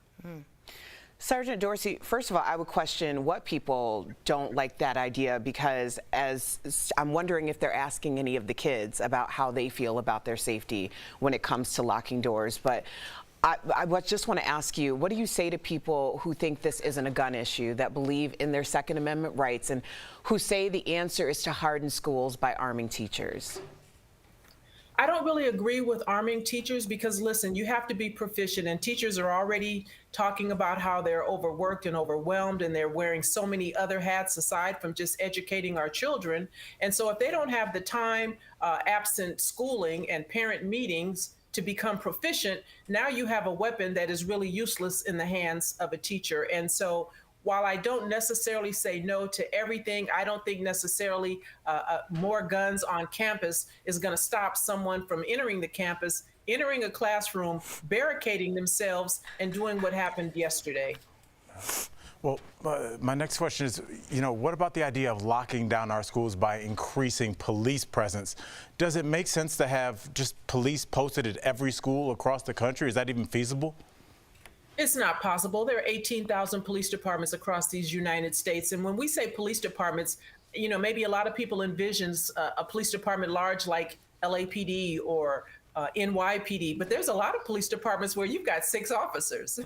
And so what are you going to do? Have all 6 of them on how many school sites you have? And so it has to be common sense. I think we need to sadly have a conversation with our children and have them be cognizant of what could happen and have an idea about what they might do in the eventuality that something goes terribly wrong in the classroom. Yeah. It's not going to change anytime soon. I appreciate your honesty. Yeah, I think we all really do. Unfortunately feel the same way. Sergeant Dorsey, you are sticking around. We're going to continue to talk about the tragedy in Texas after the break, so stay with us with Sergeant Dorsey.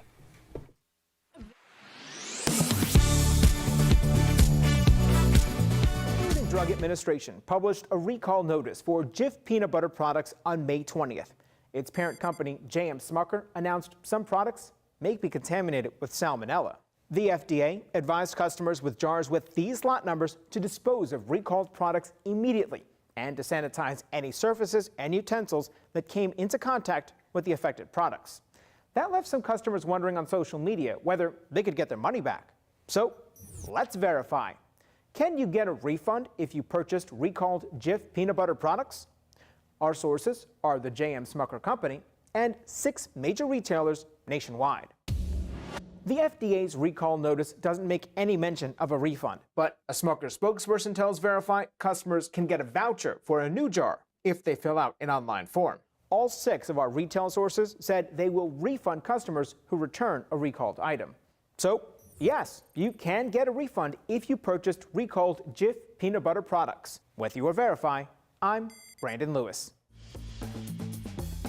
The Office of Personnel Management released new guidance to federal agencies to help them start a more skill-based hiring approach. It focuses more on what candidates can do rather than their education degrees. It's also more inclusive because it can make it easier for people without degrees to show their talents. More companies are hiring this way. According to a March report by LinkedIn, about 40% of employers used skills data to hire people. And companies that use skills data are 60% more likely to find a successful hire. A 2020 executive order from President Trump asked the Office of Personnel Management to help agencies adjust to skills hiring. President Biden is extending that order to the end of this year so all agencies can adopt in time.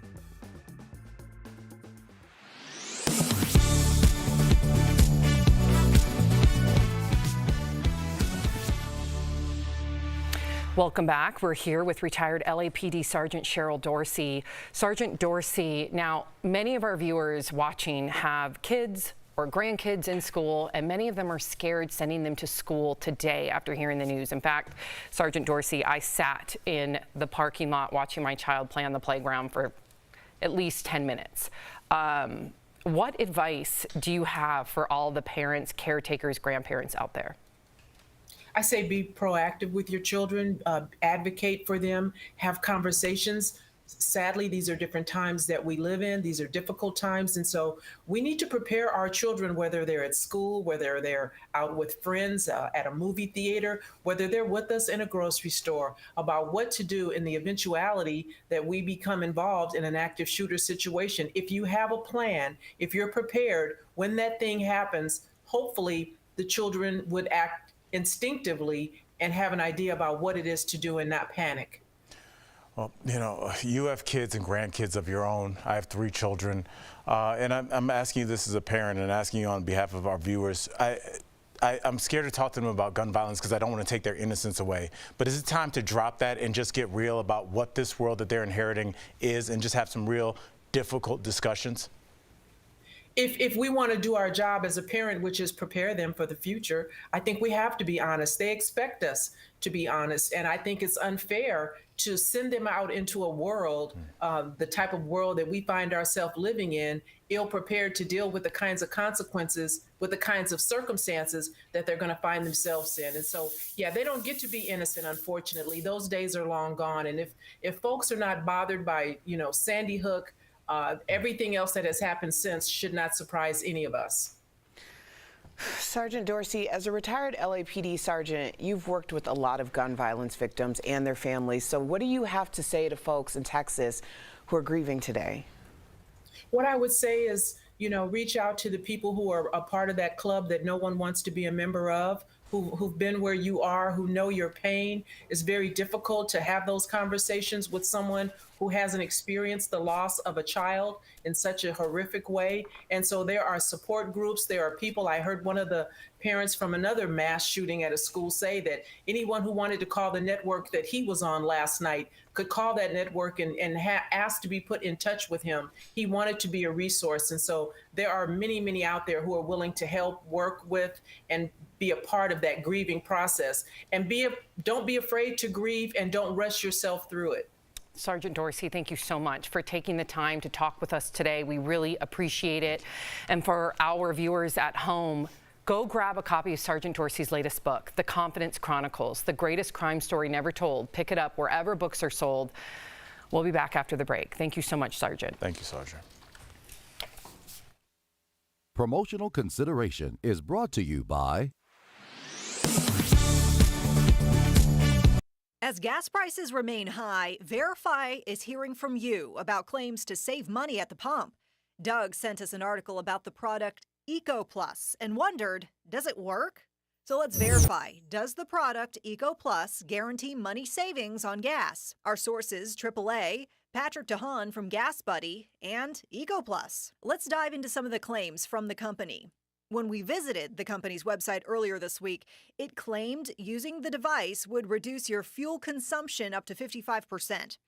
In Eco Plus's words, the device remaps your car's electronic control unit to optimize fuel consumption according to your driving habits. Verify reached out to the company asking for data to support its consumption reduction claims. A spokesperson got back to us saying its device actually offers a 15% reduction, and it was working to correct the website. Eco Plus says it didn't have specific data because of limited resources. Since then, Eco Plus's website has changed, and that 55% claim is gone. Still, industry experts are skeptical about devices like this. I'll just say it this way. If your car could be designed to get that better fuel efficiency, it would have, because car manufacturers want to advertise higher fuel efficiency when they can. But a lot of these devices are just gimmicks. AAA saying, quote, these types of devices are largely untested and claims unverified by third-party testing. DeHaan diving into his own experience working on cars to elaborate. You basically have to hack into the engine computer to get access to it. It's not as easy as it sounds. It's kind of like hacking an iPhone now, right? They're really hard to get into. So we can verify, no. Based on Eco Plus's current information, using the product does not guarantee money savings on gas. Detectives learned that Nikki left her residence on June 5th. She returned early in the morning on June 6th and left again a few hours later. There were no further contacts or sightings of Nikki since that time. Police say a Vancouver teenager missing since this summer has been found dead.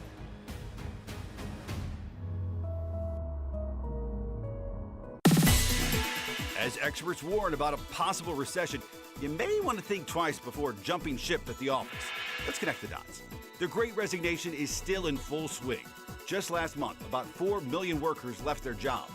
But the market in which job seekers are moving in is changing rapidly.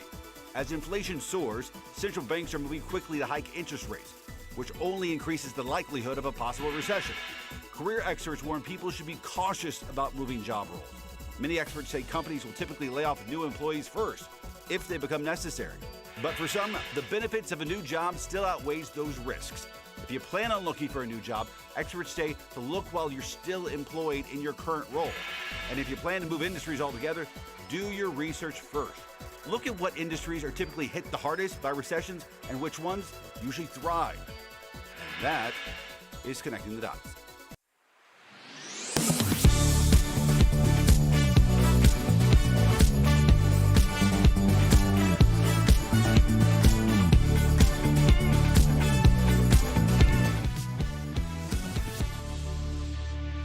We have a call to action for you because I know a lot of you are feeling helpless after hearing what happened in Texas. There is something that we can all do. There is a verified GoFundMe set up for families of the Texas elementary school shooting. Go to GoFundMe and search for Texas elementary school shooting if you want and are able to donate. Tori, you have comments. Yeah, we do. Carrie wrote us in and said, this isn't a blue or red problem. This is a problem for all of us. Just saying. We also, I really wanted to get to this comment. Dee Dee, I appreciate you writing this in. They need to require all the politicians in the area of the tragedy to visit the crime scene so they can visually see the dead bodies, because maybe that will change their minds and hearts. The thing I can't stop thinking about is the DNA swabs. I know. Because they couldn't recognize their own children. I know. And they had to get DNA swabs. And I just think these children spent 2 years trying not to get COVID. They spent their little lives just trying to survive. And we do nothing. We do nothing. We do nothing. And you said earlier 90% of Americans want sensible. We're not saying take away your guns. Yeah, we're just saying sensible gun reform like in Canada. And what's crazy to me is we all, as citizens, if it's 90% of us, we're held hostage by Congress. That's it. And it's all about money. So the babies are being sacrificed for people to have the right to bear arms and to get money from the gun lobby. It is absolutely about money. Oh, if you're leaving us, you can watch the second half of the show online. But if you get the second half of the show where you are, here is what's ahead. We are continuing our conversation on the tragedy in Texas with former Columbine High School principal Frank Deangelis. He'll be here live in studio. Has anything changed since he lived through the shooting there more than 2 decades ago? And Matthew McConaughey's reacting to the shooting happening in his hometown, how he's calling on lawmakers to take action.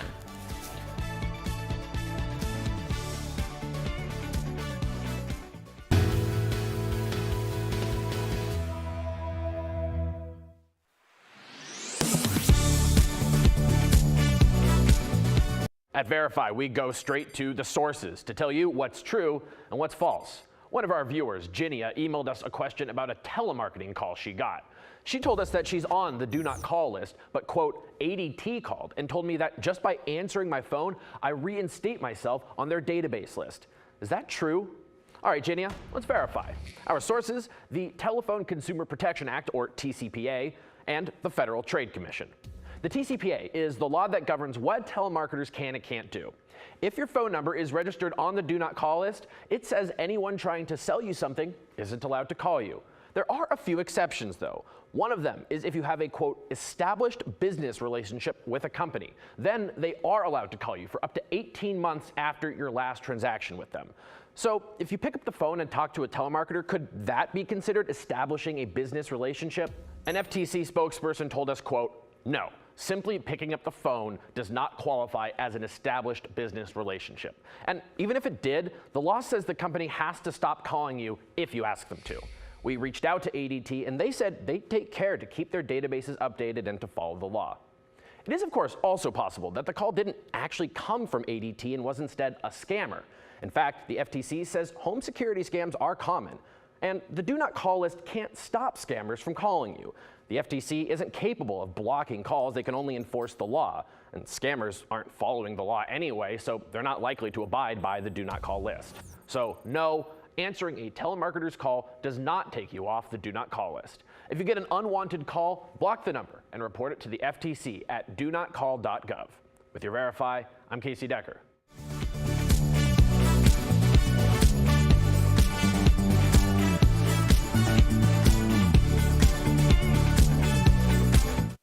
This is Daily Blast Live. We're talking about what you're talking about. Oh my gosh. Are you insane? This is a sham. No. Y'all just stop. Finally here. Drum roll. Welcome to Daily Blast Live. If you're just joining us, we've been talking about the horrific tragedy at Robb Elementary School in Texas that left at least 19 children and 2 teachers dead. It's hard to even say that out loud. We also discussed what can possibly be done to help prevent this from happening again. Well, we are joined by Frank Deangelis, the former principal of Columbine High School, where 12 students and 1 teacher were killed back in 1999. Frank, thank you so much for joining us today. I can't imagine what you must be feeling. This must be triggering.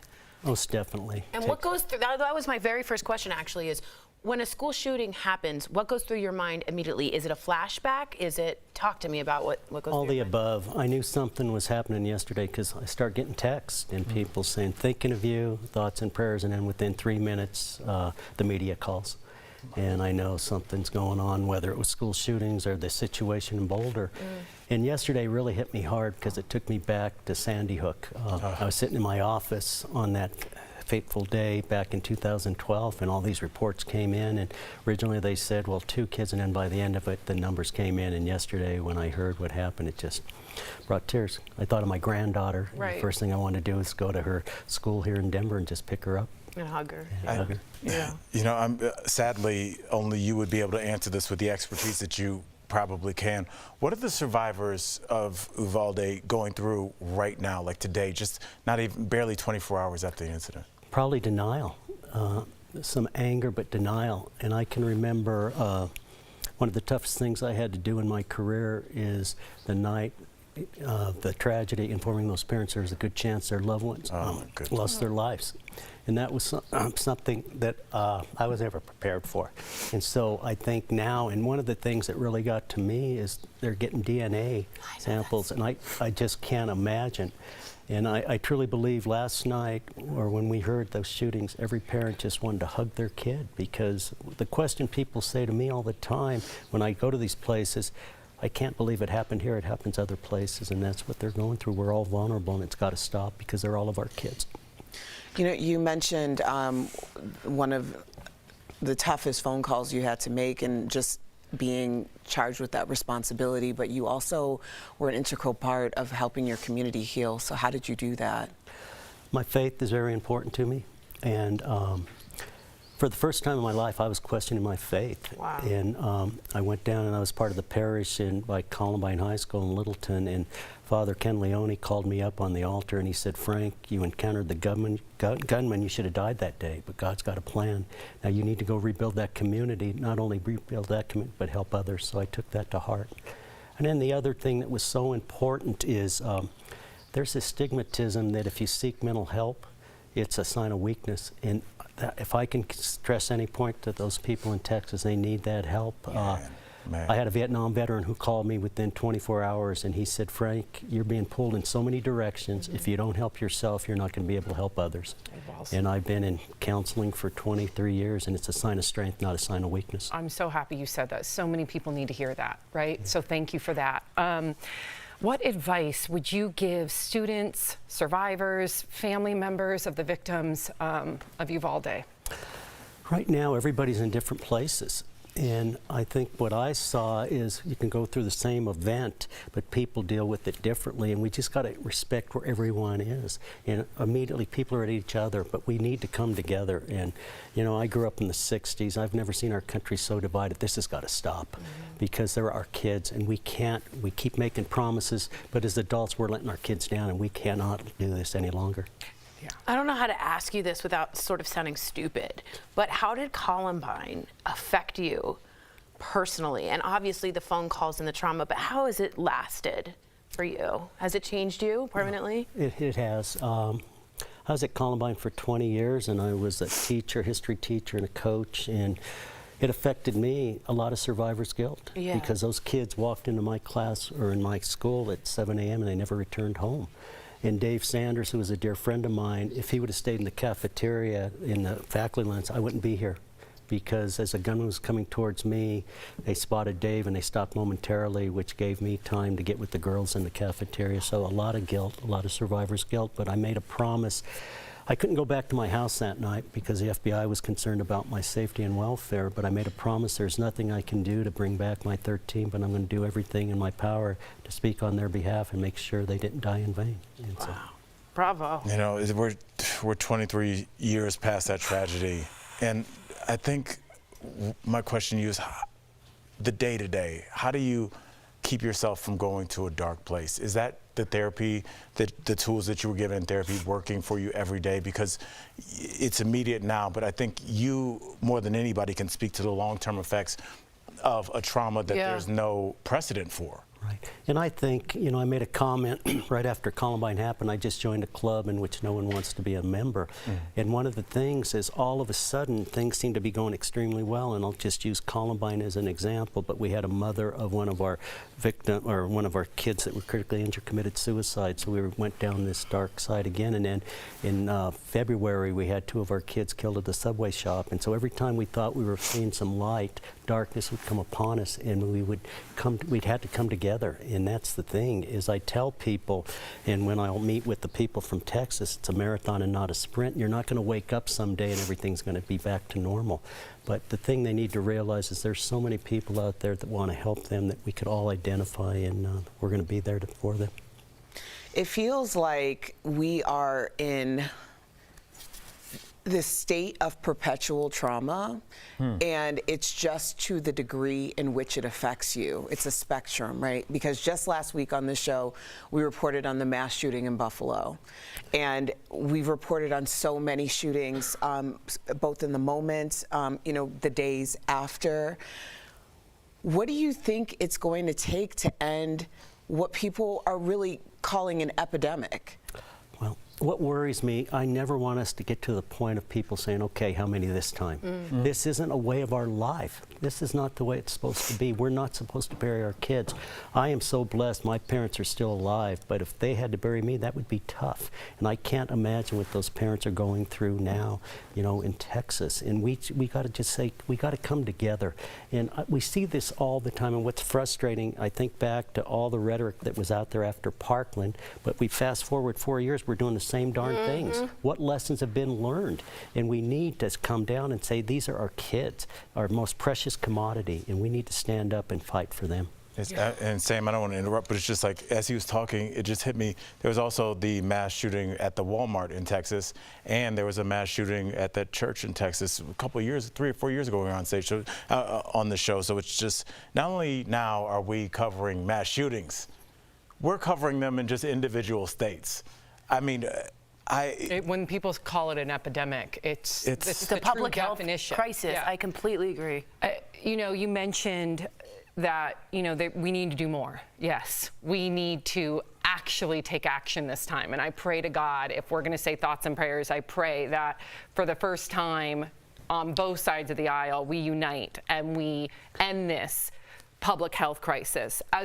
In your opinion, as a former principal, what advice could you lend to other principals as far as mental health, and if you see a student that is perhaps not acting, quote unquote, in a healthy way? You know, there were principals a lot smarter than me, but the thing that was so important to me was relationships. And I used to tell our teachers, they don't care how much you know until they know how much you care. And it's about that, and having that one good adult, because they can make all the difference that they can turn to. And if they see a kid's in trouble, let us know. Because if someone knew that this kid, the shooter from Texas, was in trouble, if they would have came forward, they could have got him the help, and we wouldn't be having this discussion today. So it's about those relationships. I'm a strong proponent of school resource officers in the building. And it's not I think a lot of times it's the way it's portrayed. Well, we're putting a cop, and if you mess up, you're going, that's not it. They were part of our staff. They were a resource for our kids. Many of our kids confided in the police, and it was so important. And I think it's all about those relationships. And people ask me all the time, what are you going to do? And I said, what are we going to do? We got to do this together, and that's the most important thing. A lot of people are writing in and saying they're just so angry, and I think that is a lot of us in the studio all around. What do you do with the anger? Do you have the anger? Do you compartmentalize the anger? And this is just to our audience. And how did you deal with that? Well, I was so angry, and I think I mentioned I couldn't go home that night because the FBI was concerned about the safety and welfare of my family, and I was angry. What I witnessed. Just something you're never prepared for. And I was angry, but I had to turn that anger into where I could help. And I'm not an expert, but it's the 5 stages of grief. Yeah. You know, right now there's denial, and then there's going to be anger, and then bargaining, compromise. But it's these tiny steps going there. And I think where people are worried right now is where are we going to be 3 months from now? It's a day-by-day thing. And that's where hopefully when I reach out to them, I can share that, because that helped me greatly. I think so many times you're looking, what's going to be like 6 months from now, 8 months? Let's take, a journey of 1,000 miles starts with a single step. Wow, that's powerful. Frank, your story is, I wish you didn't have to share that story. I wish you didn't experience that story, but I'm grateful that you have at least done the work so you can help others. It's an honor to sit at the table. It is. No, honestly. Well, and all you do means a lot, and just opening this discussion, and it's fantastic. And they're all of our kids. I know. It's all of our kids. When I saw, I'll never forget, there was an event right after Sandy Hook, and I think it was a mayor called me down to a civic center to just offer some hope for the people there, and he wanted me to read the names. Well, they failed to tell me that there was going to be 8x10 glossies of those little kids. And I reached out and started looking down at those kids, and it brought tears. And as I was sitting here waiting to come on, I saw those poor little kids that it's not okay. It's not fair. It's not right. No. We should be angry, and we shouldn't put up with this anymore. Thank you again. I appreciate you. We appreciate you. Coming up on DBL, an NBA coach, I'm sure you guys saw this. If you haven't, we're going to show you, because he made an emotional plea for gun control following the tragedy in Texas. Stay tuned. How would you feel if this happened to you today? We can't get numb to this. Closed captioning provided by Daily Blast Live is always focused, always ready, always on cue, always timely. This May, don't miss a day. DBL is all new every day.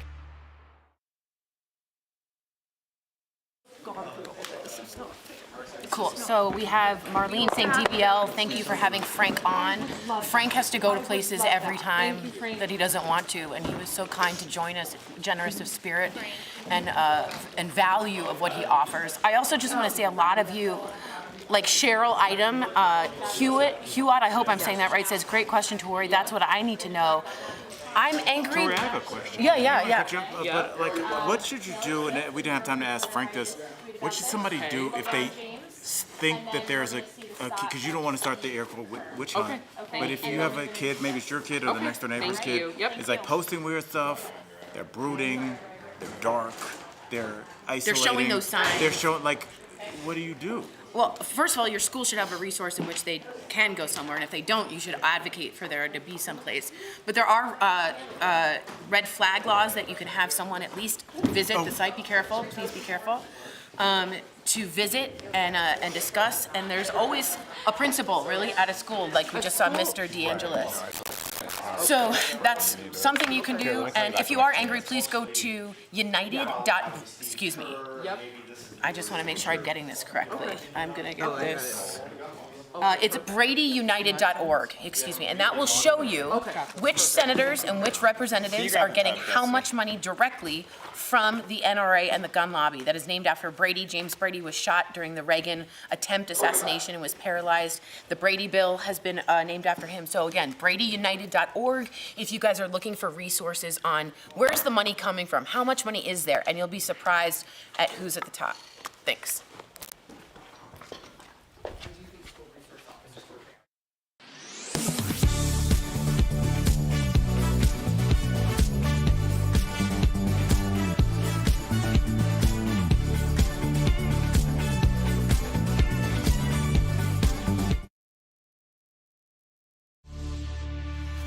Welcome back. Some notable people are speaking out about the tragedy in Texas. Matthew McConaughey was actually born in Uvalde and describes yesterday's act of violence as an epidemic we can control. He posted a statement saying, quote, "Whichever side of the aisle we may stand on, we all know we can do better. We must do better."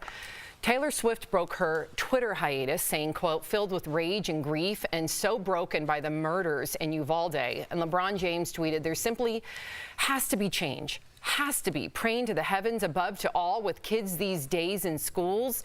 And a lot of people are talking about NBA coach Steve Kerr of the Golden State Warriors. He expressed his anger at a press conference. Take a listen. Do you realize that 90% of Americans, regardless of political party, want background check, universal background check? 90% of us. We are being held hostage by 50 senators in Washington who refuse to even put it to a vote, despite what we, the American people, want. They won't vote on it because they want to hold on to their own power. It's pathetic. I've had enough. It is pathetic. And you saw his lip quiver. You saw real emotion. He was supposed to talk about basketball in the game, and he said, "I'm not going to talk about basketball." When a handful of miles away, children are dead. Yeah. Yes, and his father is dead because of gun violence. And this is kind of where we are. You know, as he said that, you know, I don't like to have something prepared when I come in. I like to have all the information and just kind of listen to what's been said. And what he was talking about, you know, 90% of us, I think Americans are starting to understand, especially when we start talking about redistricting and all that, the platitudes we use for that. This is minoritarian rule. We are all being ruled by a few people. And no matter what happens, they give us the little platitudes and thoughts and prayers, but nothing changes because there's a small amount of people that have their hand on the steering wheel and the gear shift of the direction of this country. And that's why people keep going, well, what should we do? And why isn't anybody doing it? Because a lot of those people, let's be quite honest, are being paid. And their kids are protected in schools with security and CIA, so it doesn't affect their family. They keep getting votes. I thought about that, Sam, but a lot of those people understand what it's like to make that phone call and not know if they're returning home after the insurrection. They understand that, and that didn't change. So what does that tell you? Because it's not like we always say that it doesn't affect you, but it did. It did affect you for a minute, right? There was a time where you didn't know if you were going to return back home to your family. And then what happened? We had a lot of talk. Then it became what? Not a fight to make sure that people are safe where they work or safe where they shop or worship. It became a fight to control the narrative. And then everybody collectively just decided that the narrative was more important than actually taking some action.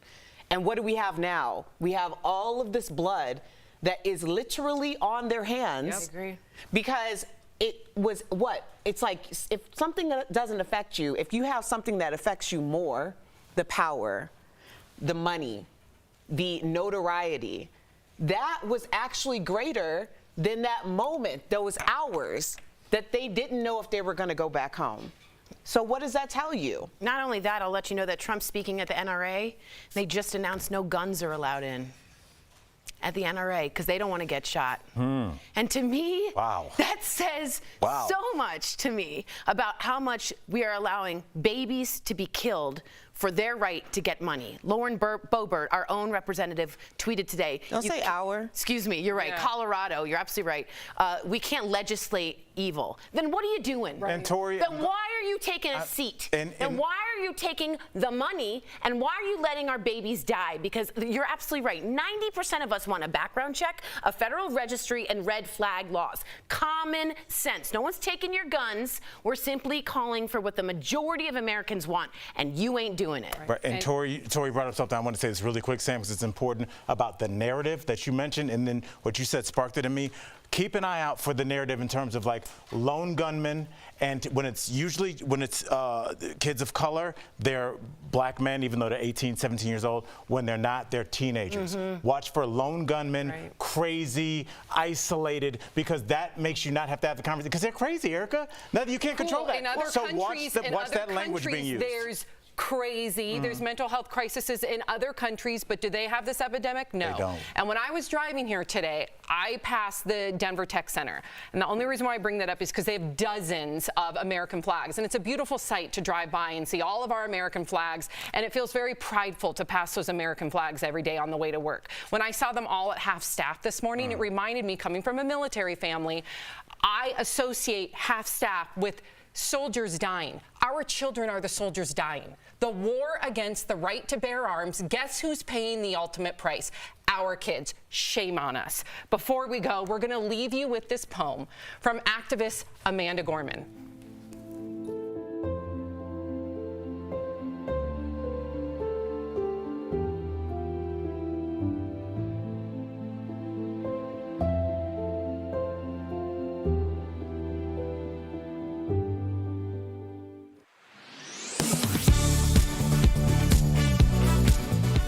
Drug Administration published a recall notice for Jif peanut butter products on May 20th. Its parent company, J.M. Smucker, announced some products may be contaminated with salmonella. The FDA advised customers with jars with these lot numbers to dispose of recalled products immediately and to sanitize any surfaces and utensils that came into contact with the affected products.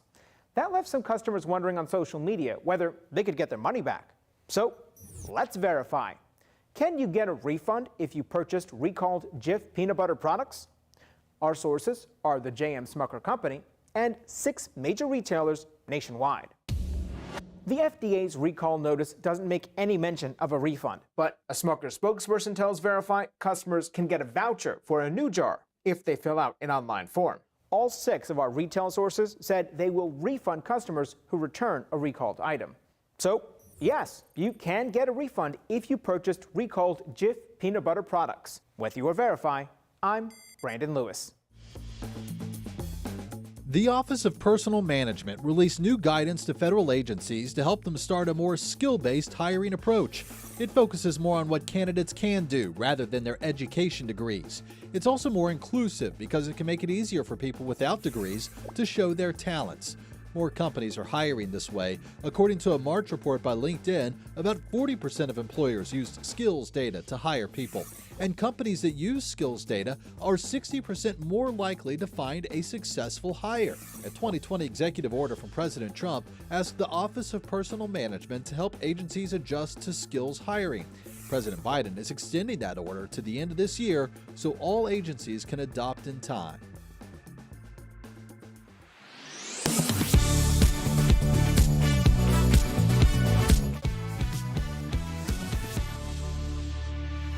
Welcome back. We're going to switch gears here for a moment because it's National Senior Health and Fitness Day. That's today's Focus on Fitness presented by QB. If you're an older adult, now is the perfect time to make moves toward your health and fitness goals. Here are some simple ways to take charge. Start with a health screening. This will help you identify critical areas of improvement and assess your overall health. Next, being fit includes mental health. Introducing brain games like chess and crossword puzzles keeps your brain active and youthful. And a hike is a great way to get exercise. However, rocky trails can be dangerous, so consider increasing your steps with a guided tour at a zoo or a museum. QB is also a great way to get some quick exercise, regardless of physical ability or age. Try their under-desk elliptical at home. Call 1-800-556-2089 or visit QB.com to learn more. We'll be right back.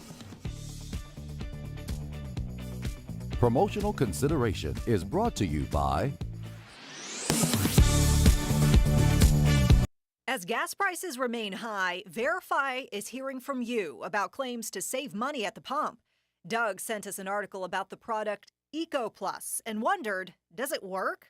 So let's verify. Does the product Eco Plus guarantee money savings on gas? Our sources, AAA, Patrick DeHaan from Gas Buddy, and Eco Plus. Let's dive into some of the claims from the company.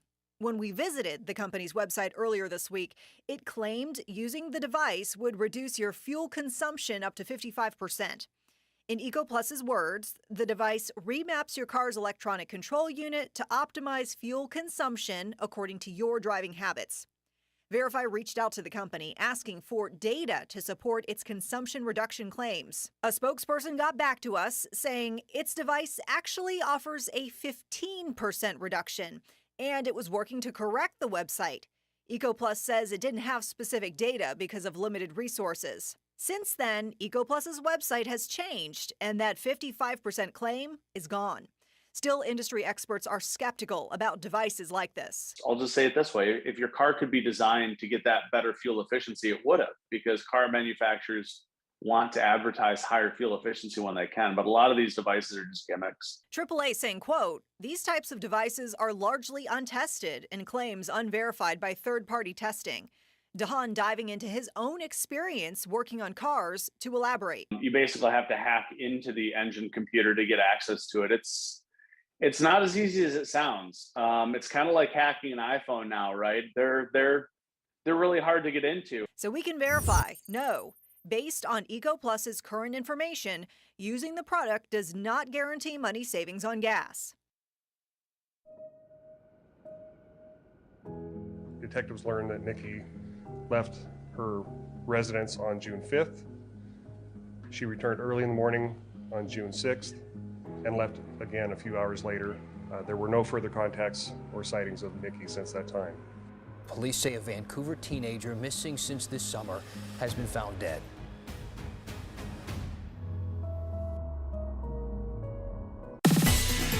As experts warn about a possible recession, you may want to think twice before jumping ship at the office. Let's connect the dots. The Great Resignation is still in full swing. Just last month, about 4 million workers left their jobs. But the market in which job seekers are moving in is changing rapidly. As inflation soars, central banks are moving quickly to hike interest rates, which only increases the likelihood of a possible recession. Career experts warn people should be cautious about moving job roles. Many experts say companies will typically lay off new employees first, if they become necessary. But for some, the benefits of a new job still outweighs those risks. If you plan on looking for a new job, experts say to look while you're still employed in your current role. And if you plan to move industries altogether, do your research first. Look at what industries are typically hit the hardest by recessions and which ones usually thrive. And that is Connecting the Dots.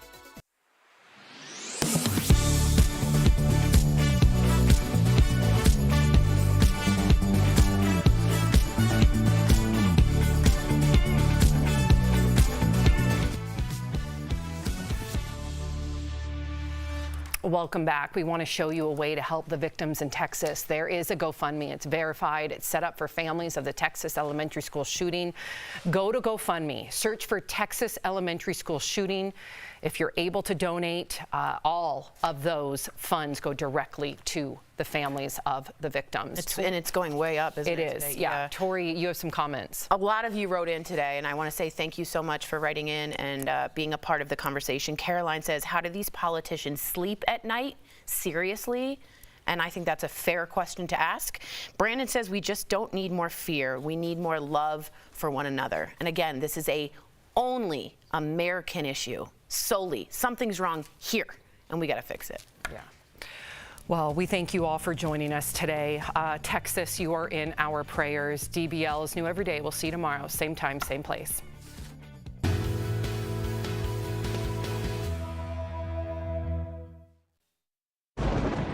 Where hope finds help. Where courage meets conviction. Where makers make fans. We are Tegna, a family of local and national media brands that bring us together, serving the greater good of our communities. Where national know-how backs local business. Be in good company with Tegna. But you want to go back 20 years and cancel somebody for what they did? You're out of order. I woke up and said, today is going to be a good day. Yes. At some point, you got to decide for yourself if you're going to stand up for what's wrong or what's right. Like, are we living in Bizarro world? Sorry, I ran out of steam there. I have to just push back on that. I think it's an okay conversation to have. That's what really rubbed me and a lot of people the wrong way. I love this story.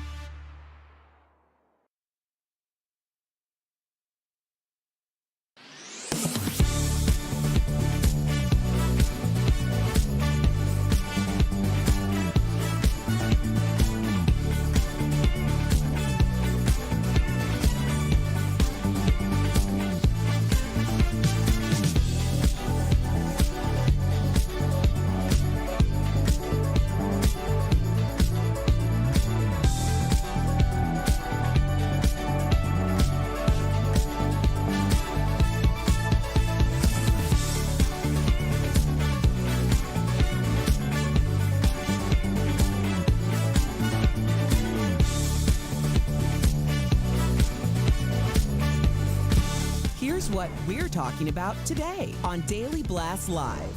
The country is mourning after a mass shooting at a Texas elementary school, what we know about the victims and the investigation into a possible motive.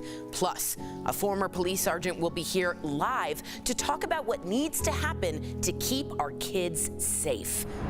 Former principal Frank Deangelis, who survived the Columbine school shooting, will be here live in studio. Has anything changed more than 2 decades later? Matthew McConaughey calls for action as he reacts to the shooting that happened in his hometown. And NBA coach Steve Kerr gets emotional in the middle of a press conference. I'm tired of the moments of silence. Enough. Oh my gosh. Are you insane? This is a sham. No. Nope. Just stop. Finally here. Drum roll. Welcome to DBL. Here we are again. Well, it's a very difficult day all across the country after another school shooting that happened yesterday. In fact, yesterday was 10 days after Buffalo.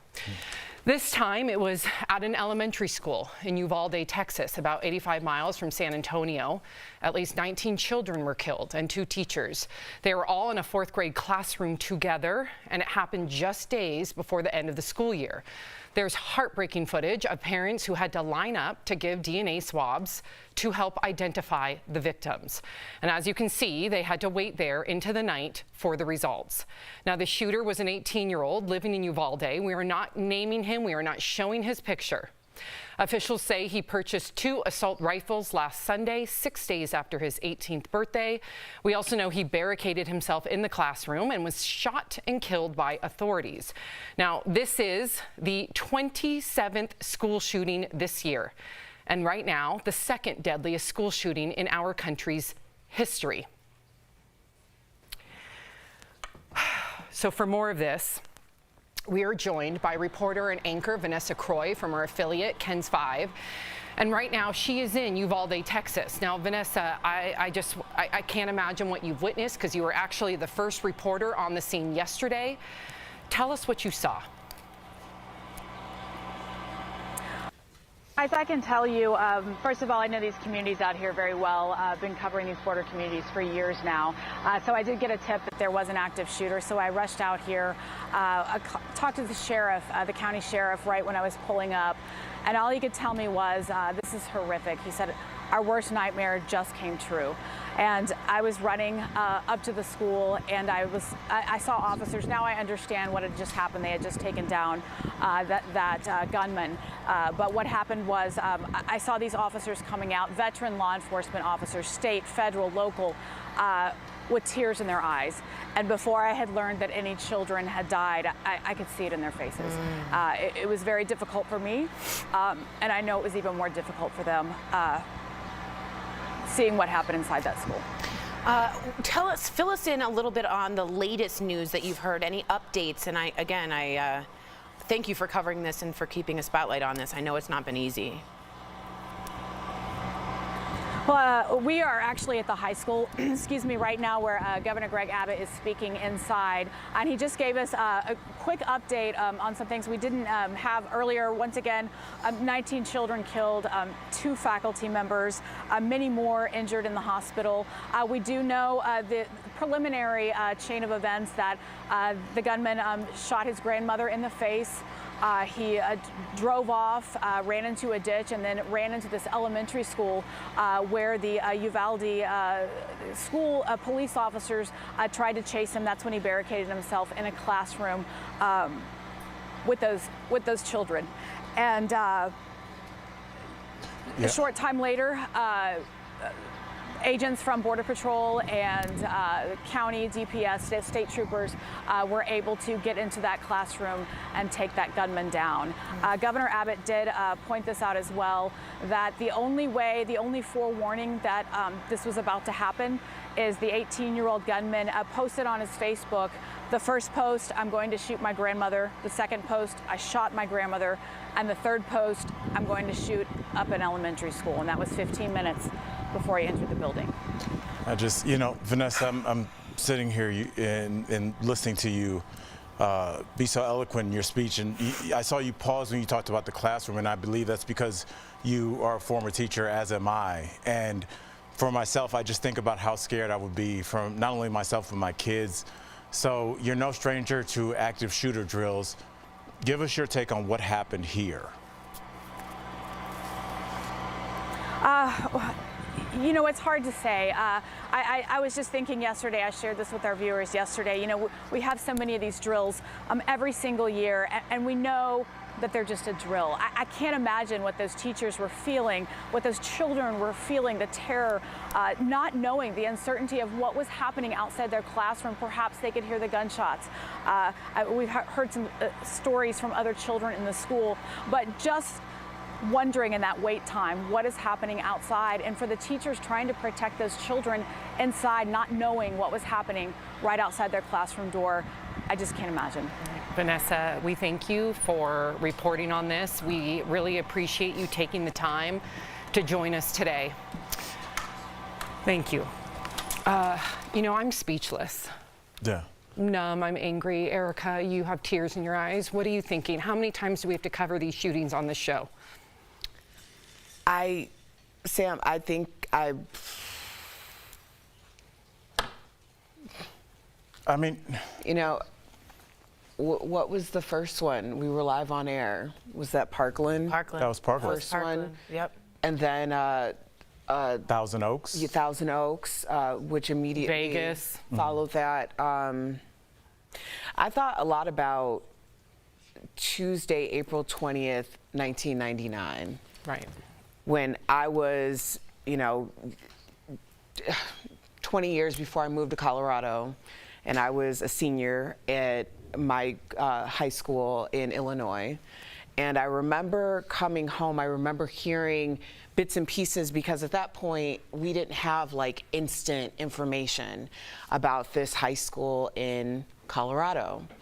And I remember there being so much confusion, and getting home and watching the news reports just over and over, and telling my mom I didn't want to go to school that day.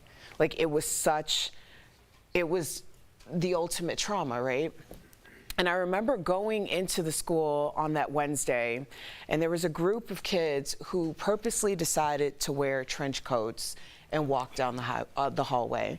And when they were confronted and told, we were all told to put our coats, because remember, the trench coats were so symbolic of Columbine. We were all told to put our coats away. And I remember one of the kids loudly saying in the hallway, "How dare you violate my civil rights?" That he didn't have the right to wear what he wanted to wear, because his rights were more important than our belief in our safety and the things that were going to trigger that belief or disbelief that day. And I don't know, I know it's such a small example, but how is this any different? Nothing's changed. Nothing. I dropped Sophie off at school this morning, and I just sat in my car and I watched her play on the playground, and it made me think of the parents. How yesterday they may have done the same thing, how yesterday they went home and started planning graduation parties, and then everything that mattered to them was taken from them in a moment's notice. And that's where we're at, Al. You're a former teacher. Yeah. You have 3 kids. Yeah. It's, I mean, you know, I look at it from the teaching perspective, but also it's just an adult in this world, the people we're supposed to shepherd, the generation coming behind us. And I think that, I don't know if we look at this as good news, our failure as adults is complete. In terms of the world that we're handing over to our kids. I was talking to my buddy John Vargas, smartest dude I've ever met in my life yesterday. And this is before this happened. And he was like, I don't know what to tell my kids. Invest in the stock market? What, it seems fake, doesn't it?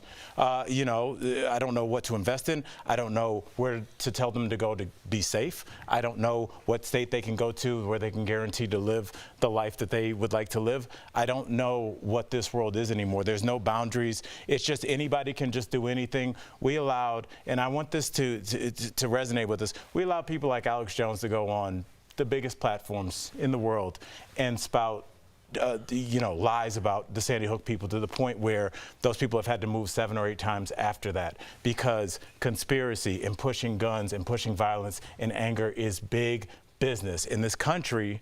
But is a business, and so this is never going away. I want you guys to understand where you live and start to adjust. That's why I'm fine right now. I know where I live. I don't want to adjust. Sam, I don't want to adjust. People will forget by voting day, those exact same senators are going to push the exact same things through. This cannot be stopped. Let me just remind our audience that 90% of us all agree on common sense. But 90% of us. I don't think so. We're out of time, and I really want to make sure that we remember the victims. I really do. As we go to break, we wanted to take a moment to remember the lives lost yesterday in Texas. 19 fourth grade students and 2 teachers. Our thoughts, our prayers, hopefully our action will be with their families and with everyone in Uvalde. 10 years old. I know.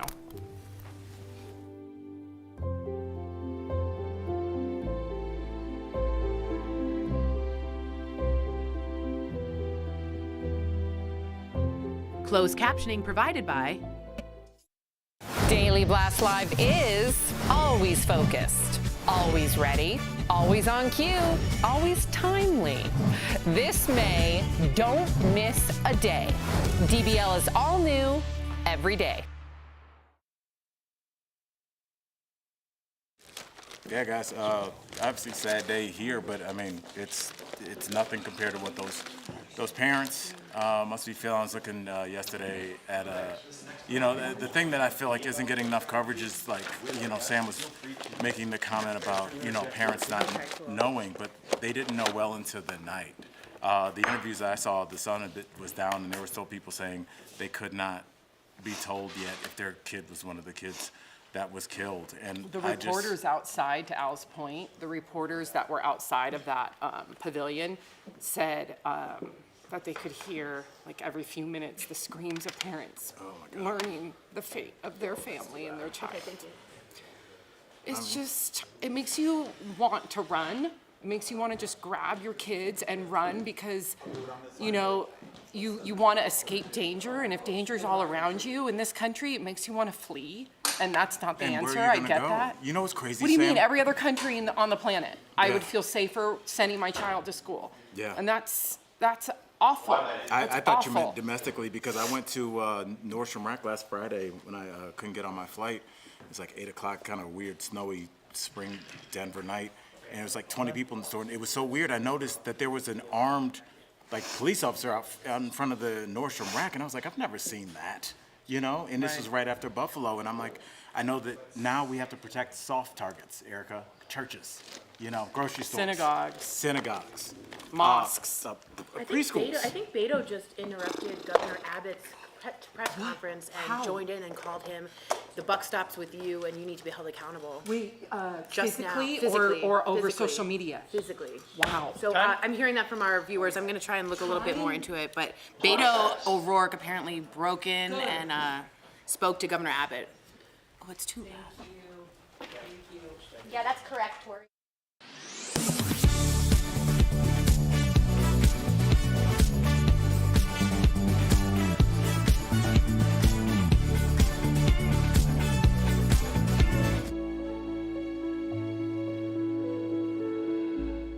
These kinds of mass shootings never happen with the kind of frequency they happen in America. Why? Why are we willing to live with this carnage? Why do we keep letting this happen? We have to make it clear to every elected official in this country, it's time to act. It's time to act. How many administrations have we heard say that? Well, welcome back to DBL. That was President Biden speaking last night from the White House about the horrific shooting. As many of us are saying, thoughts and prayers are just not enough anymore. Something has to change to keep our kids safe in schools.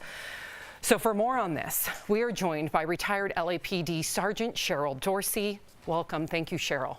Sergeant Dorsey, after hearing the news, in your opinion, what needs to change to keep our kids safe or even just safer in schools?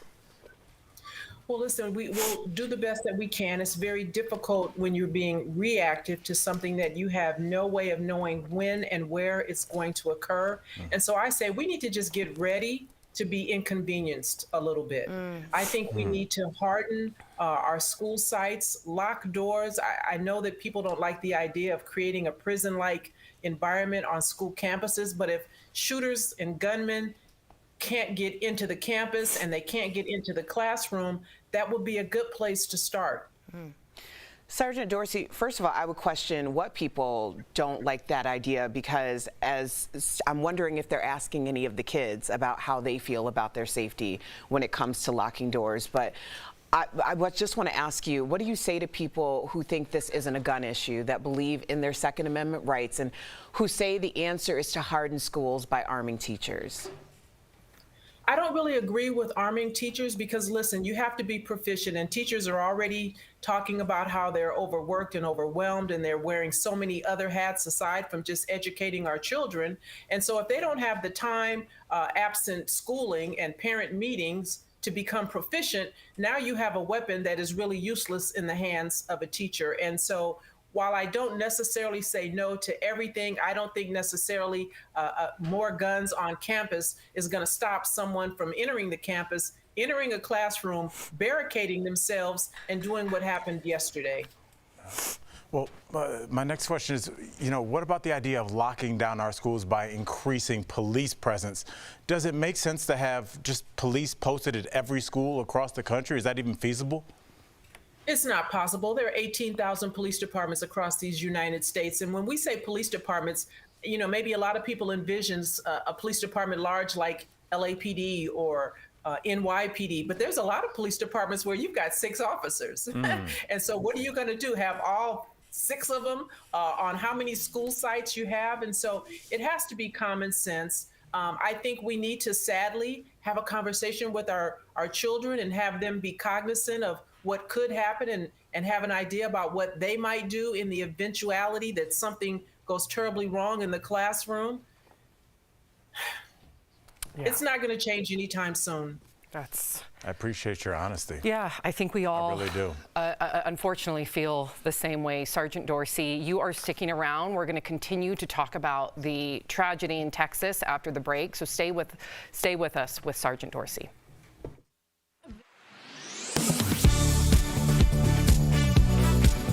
Food and Drug Administration published a recall notice for Jif peanut butter products on May 20th. Its parent company, J.M. Smucker, announced some products may be contaminated with salmonella. The FDA advised customers with jars with these lot numbers to dispose of recalled products immediately and to sanitize any surfaces and utensils that came into contact with the affected products. That left some customers wondering on social media whether they could get their money back. So let's verify. Can you get a refund if you purchased recalled Jif peanut butter products? Our sources are the J.M. Smucker Company and 6 major retailers nationwide. The FDA's recall notice doesn't make any mention of a refund, but a Smucker spokesperson tells Verify customers can get a voucher for a new jar if they fill out an online form. All 6 of our retail sources said they will refund customers who return a recalled item. So, yes, you can get a refund if you purchased recalled Jif peanut butter products. With your Verify, I'm Brandon Lewis. The Office of Personnel Management released new guidance to federal agencies to help them start a more skill-based hiring approach. It focuses more on what candidates can do rather than their education degrees. It's also more inclusive because it can make it easier for people without degrees to show their talents. More companies are hiring this way. According to a March report by LinkedIn, about 40% of employers used skills data to hire people. And companies that use skills data are 60% more likely to find a successful hire. A 2020 executive order from President Trump asked the Office of Personnel Management to help agencies adjust to skills hiring. President Biden is extending that order to the end of this year so all agencies can adopt in time.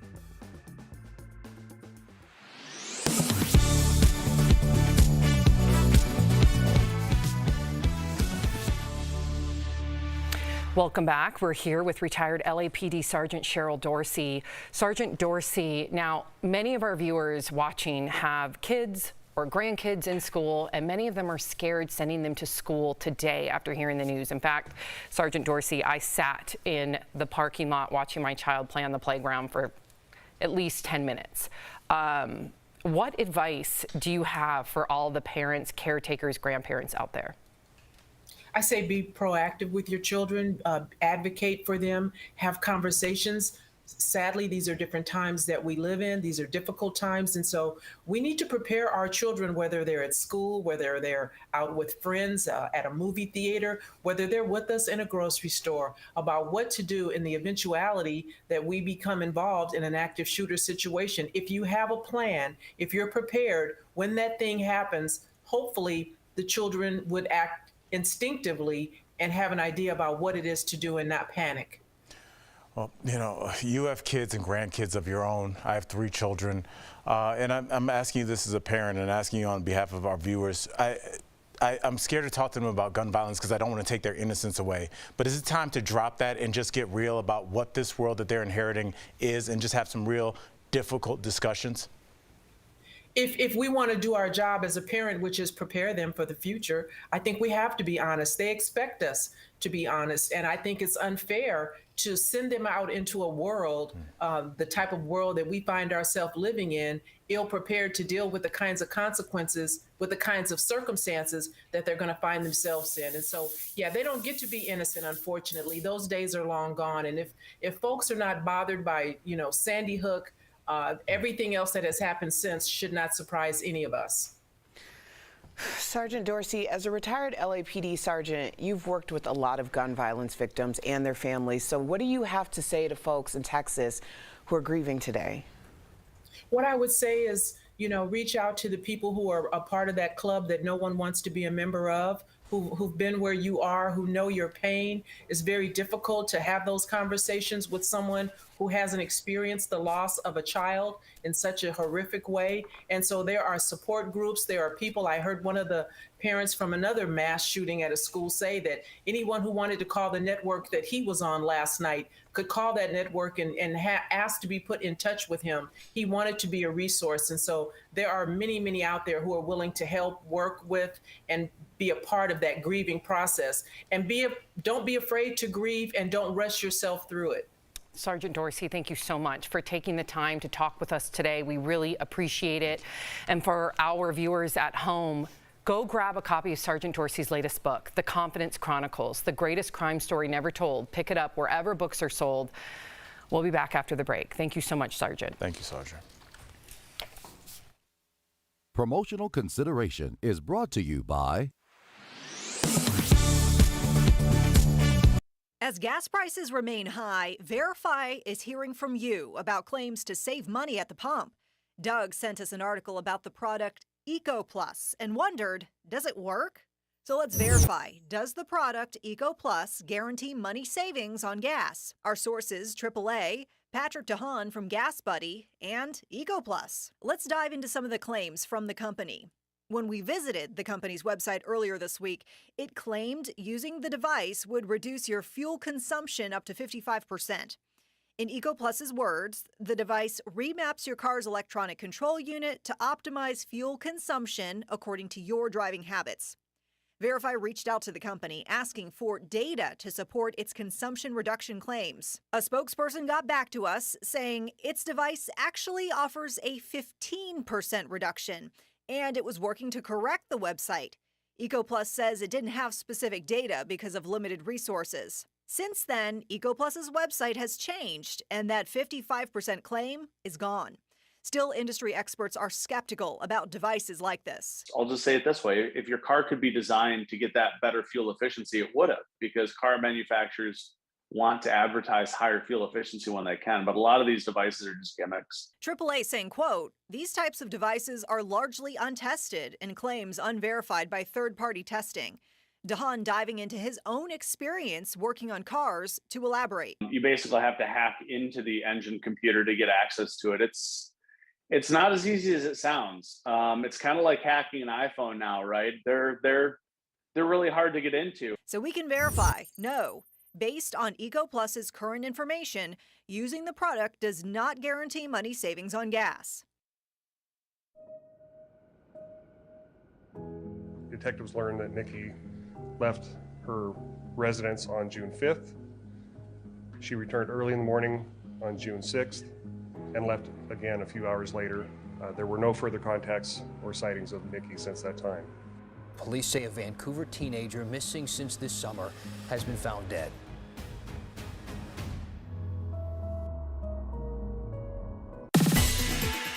As experts warn about a possible recession, you may want to think twice before jumping ship at the office. Let's connect the dots. The Great Resignation is still in full swing. Just last month, about 4 million workers left their jobs. But the market in which job seekers are moving in is changing rapidly. As inflation soars, central banks are moving quickly to hike interest rates, which only increases the likelihood of a possible recession. Career experts warn people should be cautious about moving job roles. Many experts say companies will typically lay off new employees first, if they become necessary. But for some, the benefits of a new job still outweighs those risks. If you plan on looking for a new job, experts say to look while you're still employed in your current role. And if you plan to move industries altogether, do your research first. Look at what industries are typically hit the hardest by recessions and which ones usually thrive. And that is Connecting the Dots.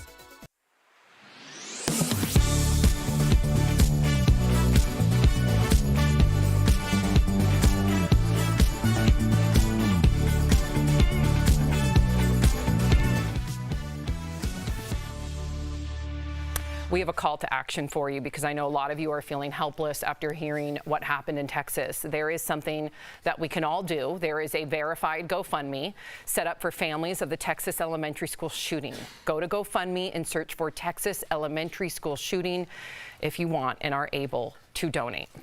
Tori, you have comments. Yeah, we do. Carrie wrote us in and said, this isn't a blue or red problem. This is a problem for all of us. Just saying. I really wanted to get to this comment. Dee Dee, I appreciate you writing this in. They need to require all the politicians in the area of the tragedy to visit the crime scene so they can visually see the dead bodies, because maybe that will change their minds and hearts. The thing I can't stop thinking about is the DNA swabs. I know. Because they couldn't recognize their own children. I know. And they had to get DNA swabs. And I just think these children spent 2 years trying not to get COVID. They spent their little lives just trying to survive. And we do nothing. We do nothing. We do nothing. And you said earlier 90% of Americans want sensible. We're not saying take away your guns. Yeah, we're just saying sensible gun reform like in Canada. And what's crazy to me is we all, as citizens, if it's 90% of us, we're held hostage by Congress. That's it. And it's all about money. So the babies are being sacrificed for people to have the right to bear arms and to get money from the gun lobby. It is absolutely about money. Oh, if you're leaving us, you can watch the second half of the show online. But if you get the second half of the show where you are, here is what's ahead. We are continuing our conversation on the tragedy in Texas with former Columbine High School principal Frank Deangelis. He'll be here live in studio. Has anything changed since he lived through the shooting there more than 2 decades ago? And Matthew McConaughey's reacting to the shooting happening in his hometown, how he's calling on lawmakers to take action.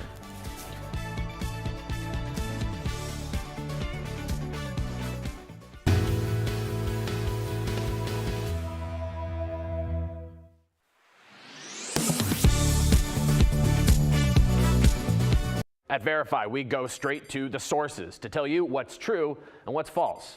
One of our viewers, Ginia, emailed us a question about a telemarketing call she got. She told us that she's on the do not call list, but, quote, ADT called and told me that just by answering my phone, I reinstate myself on their database list. Is that true? All right, Ginia, let's verify. Our sources, the Telephone Consumer Protection Act, or TCPA, and the Federal Trade Commission. The TCPA is the law that governs what telemarketers can and can't do. If your phone number is registered on the do not call list, it says anyone trying to sell you something isn't allowed to call you. There are a few exceptions, though. One of them is if you have a, quote, established business relationship with a company. Then they are allowed to call you for up to 18 months after your last transaction with them. So if you pick up the phone and talk to a telemarketer, could that be considered establishing a business relationship? An FTC spokesperson told us, quote, no. Simply picking up the phone does not qualify as an established business relationship. And even if it did, the law says the company has to stop calling you if you ask them to. We reached out to ADT and they said they take care to keep their databases updated and to follow the law. It is, of course, also possible that the call didn't actually come from ADT and was instead a scammer. In fact, the FTC says home security scams are common, and the do not call list can't stop scammers from calling you. The FTC isn't capable of blocking calls, they can only enforce the law. And scammers aren't following the law anyway, so they're not likely to abide by the do not call list. So no, answering a telemarketer's call does not take you off the do not call list. If you get an unwanted call, block the number and report it to the FTC at donotcall.gov. With your Verify, I'm Casey Decker.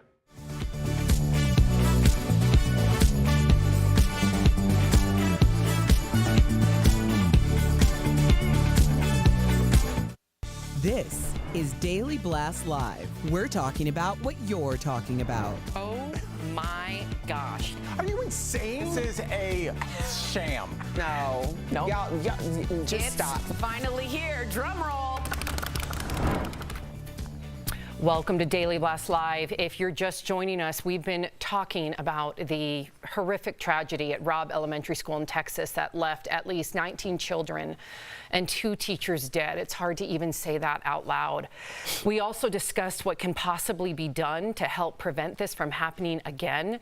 Well, we are joined by Frank Deangelis, the former principal of Columbine High School, where 12 students and 1 teacher were killed back in 1999. Frank, thank you so much for joining us today. I can't imagine what you must be feeling. This must be triggering.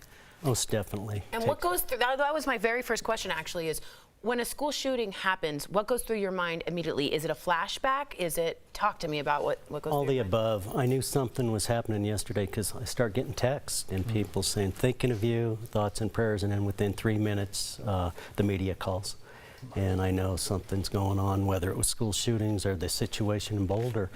And yesterday really hit me hard because it took me back to Sandy Hook. I was sitting in my office on that fateful day back in 2012, and all these reports came in. And originally they said, well, 2 kids, and then by the end of it, the numbers came in. And yesterday, when I heard what happened, it just brought tears. I thought of my granddaughter. Right. The first thing I wanted to do is go to her school here in Denver and just pick her up. And hug her. Hug her. Yeah. You know, sadly, only you would be able to answer this with the expertise that you probably can. What are the survivors of Uvalde going through right now, like today, just not even barely 24 hours after the incident? Probably denial, some anger, but denial. And I can remember one of the toughest things I had to do in my career is the night of the tragedy, informing those parents there's a good chance their loved ones lost their lives. And that was something that I was never prepared for. And so I think now, and one of the things that really got to me is they're getting DNA samples, and I just can't imagine. And I truly believe last night, or when we heard those shootings, every parent just wanted to hug their kid, because the question people say to me all the time when I go to these places, I can't believe it happened here, it happens other places, and that's what they're going through. We're all vulnerable, and it's got to stop because they're all of our kids. You know, you mentioned one of the toughest phone calls you had to make and just being charged with that responsibility, but you also were an integral part of helping your community heal. So how did you do that?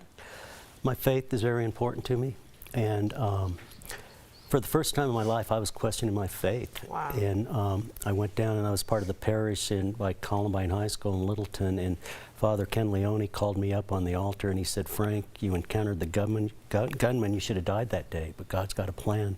Now you need to go rebuild that community, not only rebuild that community, but help others. So I took that to heart. And then the other thing that was so important is there's this stigmatism that if you seek mental help, it's a sign of weakness. And if I can stress any point to those people in Texas, they need that help. I had a Vietnam veteran who called me within 24 hours and he said, Frank, you're being pulled in so many directions. If you don't help yourself, you're not going to be able to help others. And I've been in counseling for 23 years, and it's a sign of strength, not a sign of weakness. I'm so happy you said that. So many people need to hear that, right? So thank you for that. What advice would you give students, survivors, family members of the victims of Uvalde? Right now, everybody's in different places. And I think what I saw is you can go through the same event, but people deal with it differently, and we just got to respect where everyone is. And immediately people are at each other, but we need to come together. And, you know, I grew up in the 60s. I've never seen our country so divided. This has got to stop because they're our kids, and we keep making promises, but as adults, we're letting our kids down, and we cannot do this any longer. I don't know how to ask you this without sort of sounding stupid, but how did Columbine affect you personally? And obviously the phone calls and the trauma, but how has it lasted for you? Has it changed you permanently? It has. I was at Columbine for 20 years, and I was a teacher, history teacher, and a coach. And It affected me, a lot of survivor's guilt, Yeah. because those kids walked into my class or in my school at 7 a.m. and they never returned home. And Dave Sanders, who was a dear friend of mine, if he would have stayed in the cafeteria in the faculty lounge, I wouldn't be here.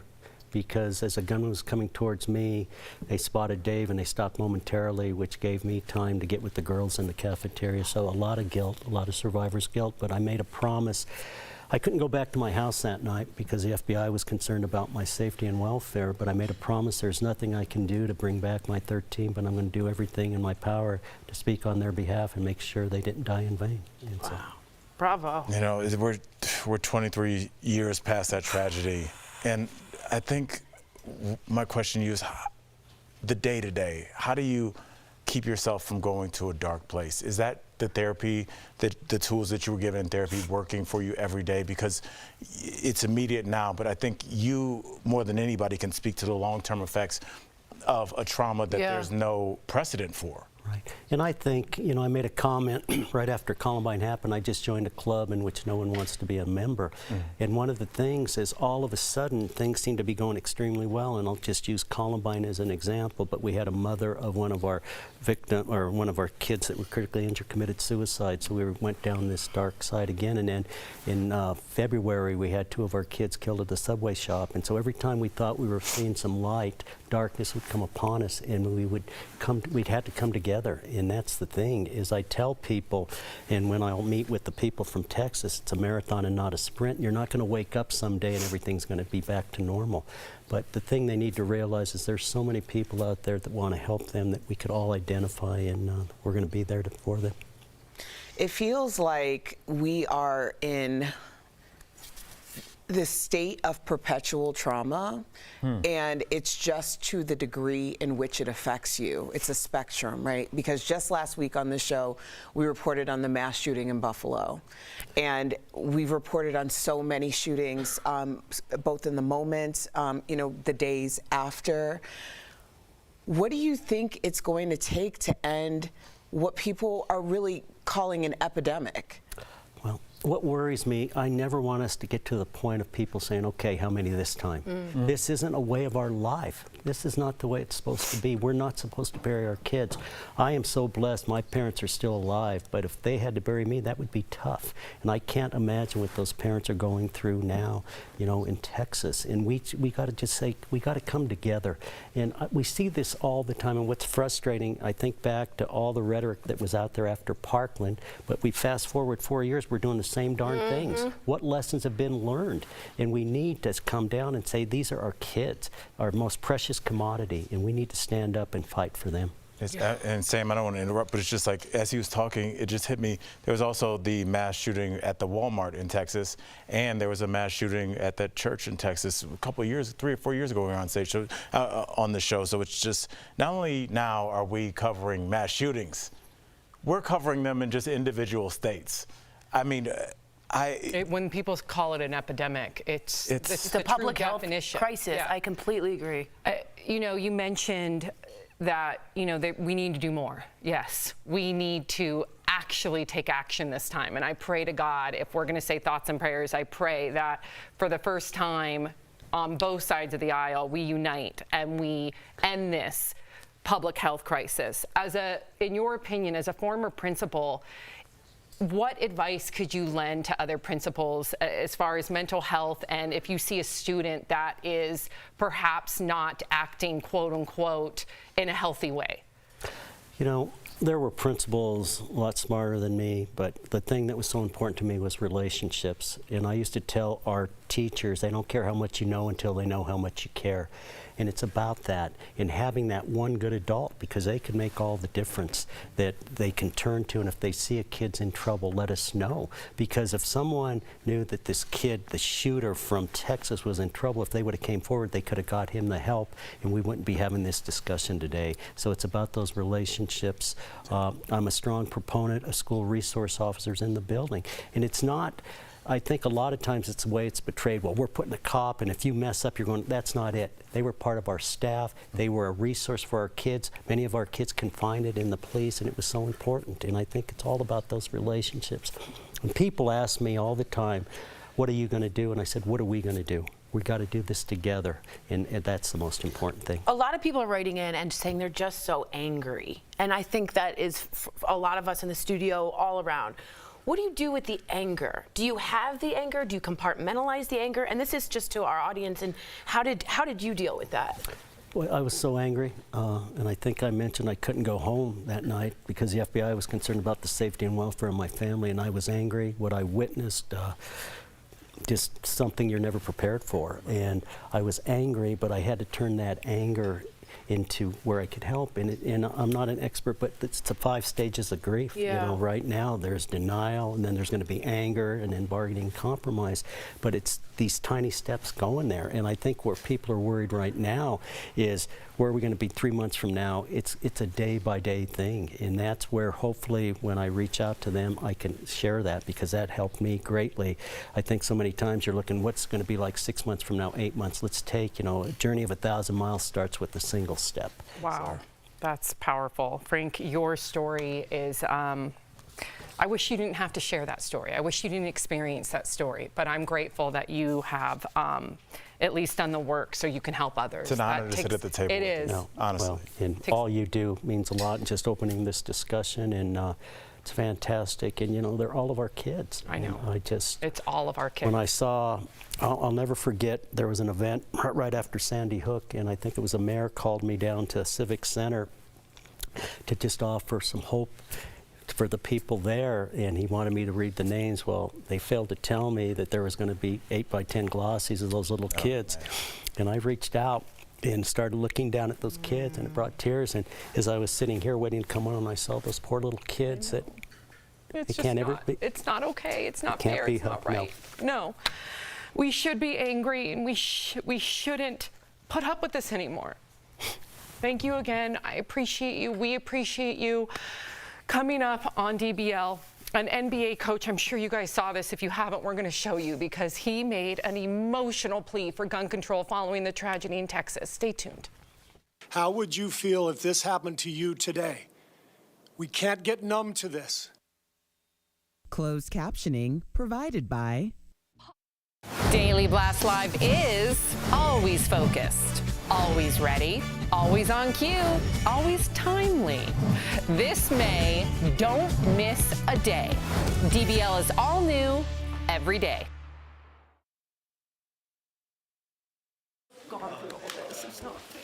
Cool. So we have Marlene saying, DBL, thank you for having Frank on. Frank has to go to places every time that he doesn't want to, and he was so kind to join us, generous of spirit and value of what he offers. I also just want to say a lot of you, like Cheryl Item, Hewitt, I hope I'm saying that right, says, great question, Tori. That's what I need to know. I'm angry. Tori, I have a question. Yeah. But like, what should you do, and we didn't have time to ask Frank this, what should somebody do if they think that there's a because you don't want to start the air quote witch hunt, but if you have a kid, maybe it's your kid or the next door neighbor's kid, it's like posting weird stuff, they're brooding, they're dark, they're isolating. They're showing those signs. They're showing, like, what do you do? Well, first of all, your school should have a resource in which they can go somewhere, and if they don't, you should advocate for there to be someplace. But there are red flag laws that you can have someone at least visit the site. Be careful, please be careful. To visit and discuss, and there's always a principal, really, at a school, like we just saw Mr. Deangelis. So that's something you can do, and if you are angry, please go to Excuse me. I just want to make sure I'm getting this correctly. I'm gonna get this. It's bradyunited.org, excuse me, and that will show you which senators and which representatives are getting how much money directly from the NRA and the gun lobby. That is named after Brady. James Brady was shot during the Reagan attempt assassination and was paralyzed. The Brady bill has been named after him. So again, bradyunited.org if you guys are looking for resources on where's the money coming from, how much money is there, and you'll be surprised at who's at the top. Thanks.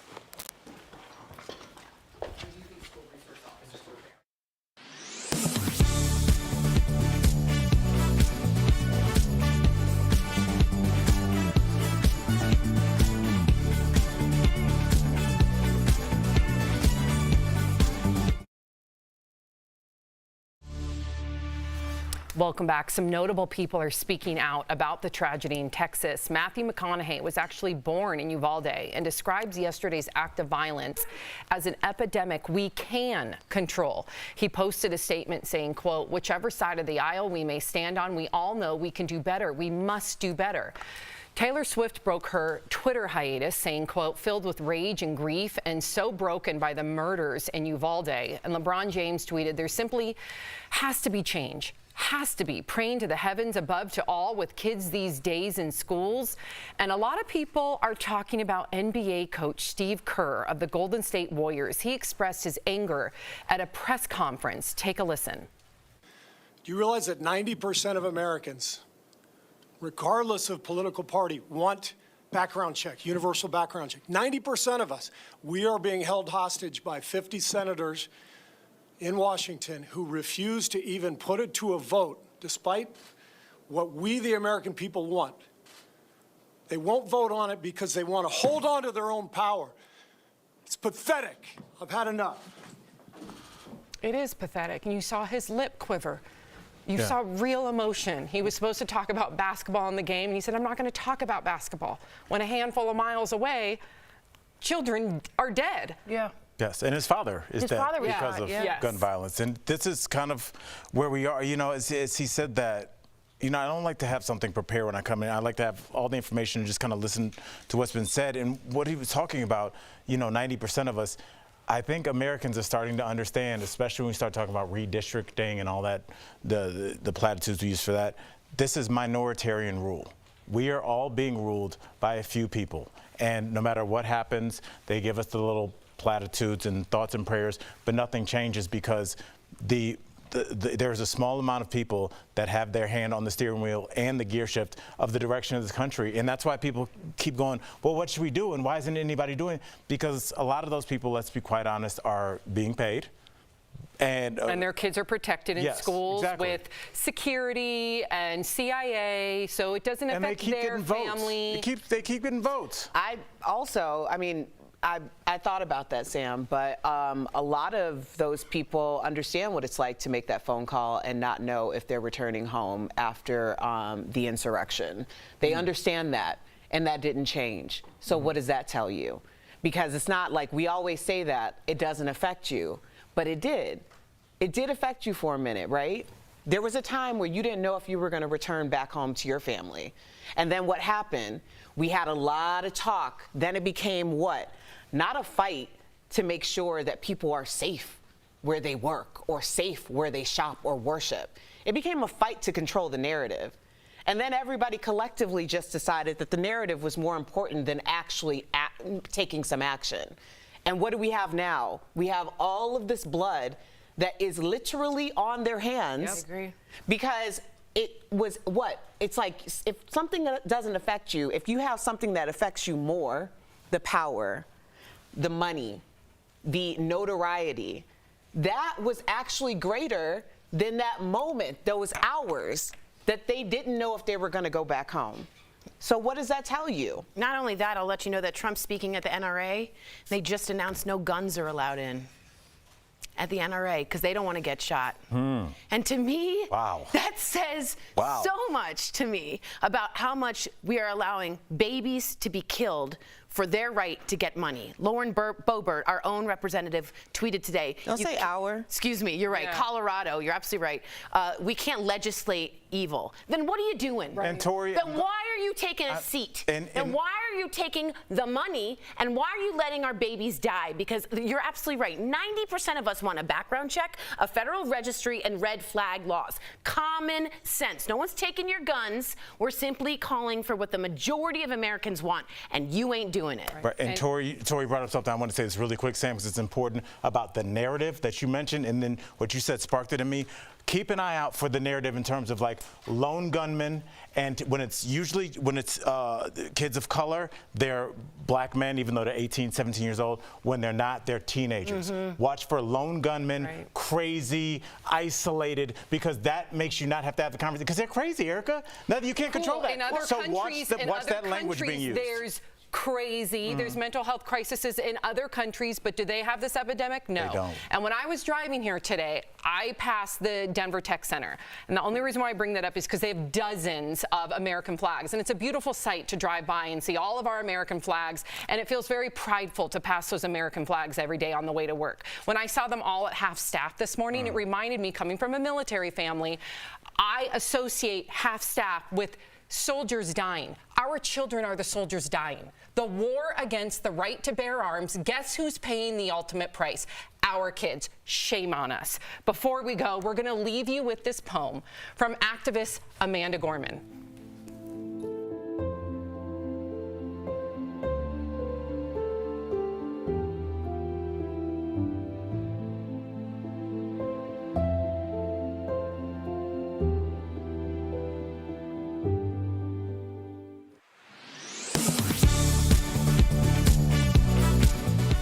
Drug Administration published a recall notice for Jif peanut butter products on May 20th. Its parent company, J.M. Smucker, announced some products may be contaminated with salmonella. The FDA advised customers with jars with these lot numbers to dispose of recalled products immediately and to sanitize any surfaces and utensils that came into contact with the affected products. That left some customers wondering on social media whether they could get their money back. So let's verify. Can you get a refund if you purchased recalled Jif peanut butter products? Our sources are the J.M. Smucker Company and 6 major retailers nationwide.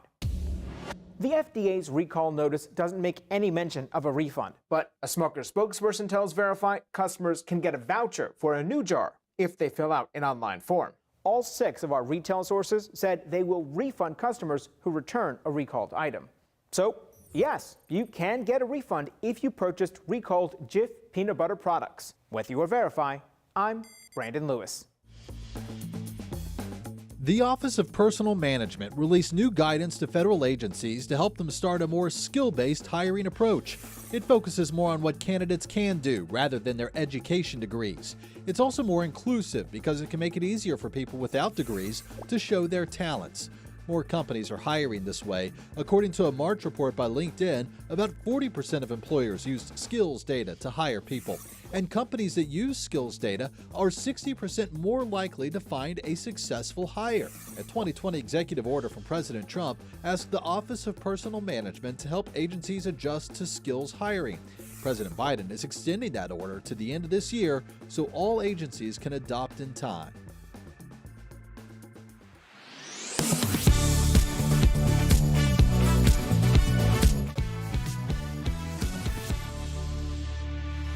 Welcome back. We're going to switch gears here for a moment because it's National Senior Health and Fitness Day.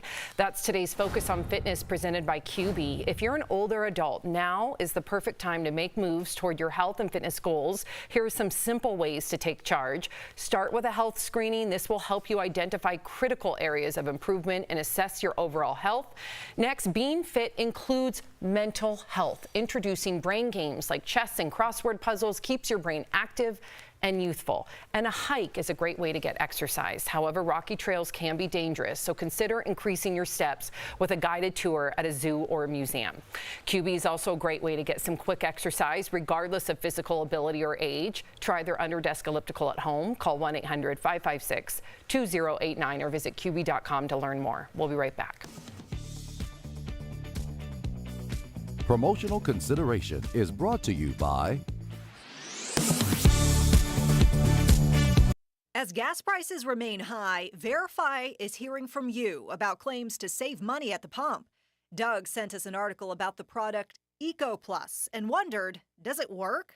So let's verify. Does the product Eco Plus guarantee money savings on gas? Our sources, AAA, Patrick DeHaan from Gas Buddy, and Eco Plus. Let's dive into some of the claims from the company.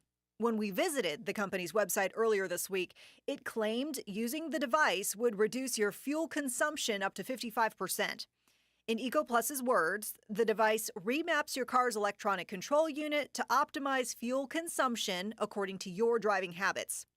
Verify reached out to the company asking for data to support its consumption reduction claims. A spokesperson got back to us saying its device actually offers a 15% reduction, and it was working to correct the website.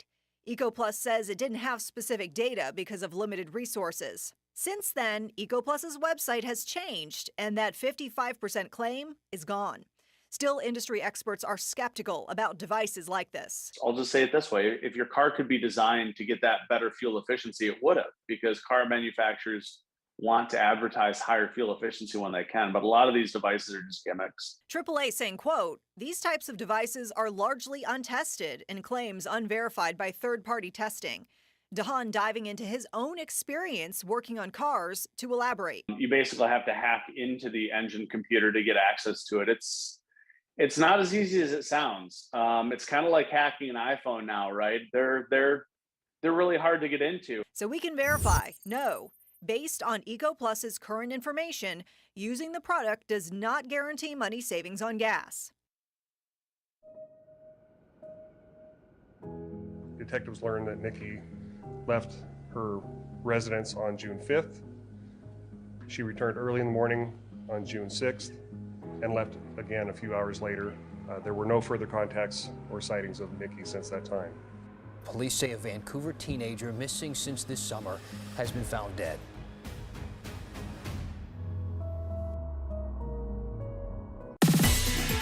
As experts warn about a possible recession, you may want to think twice before jumping ship at the office.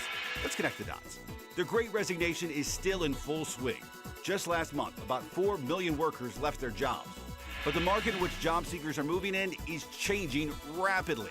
As inflation soars, central banks are moving quickly to hike interest rates, which only increases the likelihood of a possible recession.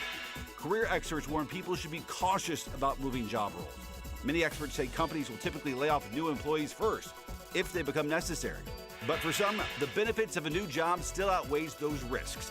If you plan on looking for a new job, experts say to look while you're still employed in your current role. And if you plan to move industries altogether, do your research first. Look at what industries are typically hit the hardest by recessions and which ones usually thrive. And that is Connecting the Dots.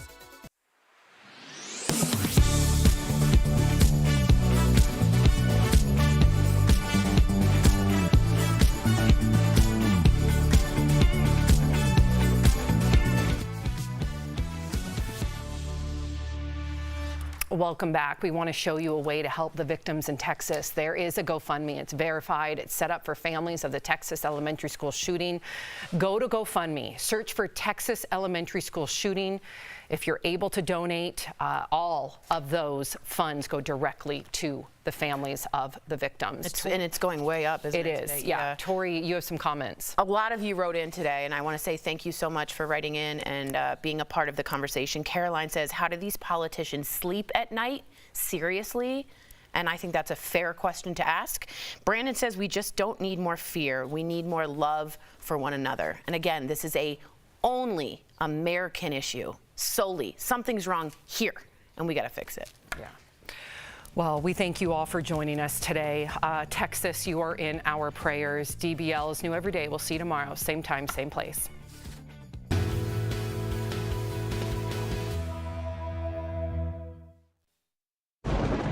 Where hope finds help. Where courage meets conviction. Where makers make fans. We are Tegna, a family of local and national media brands that bring us together, serving the greater good of our communities. Where national know-how backs local business. Be in good company with Tegna. But you want to go back 20 years and cancel somebody for what they did? You know what? You're out of order. I woke up and said, today is going to be a good day. Yeah. At some point, you got to decide for yourself if you're going to stand up for what's wrong or what's right. Like, are we living in bizarro world? Sorry, I ran out of steam there. I have to just push back on that. I think it's an okay conversation to have. That's what really rubbed me and a lot of people the wrong way. I love this story.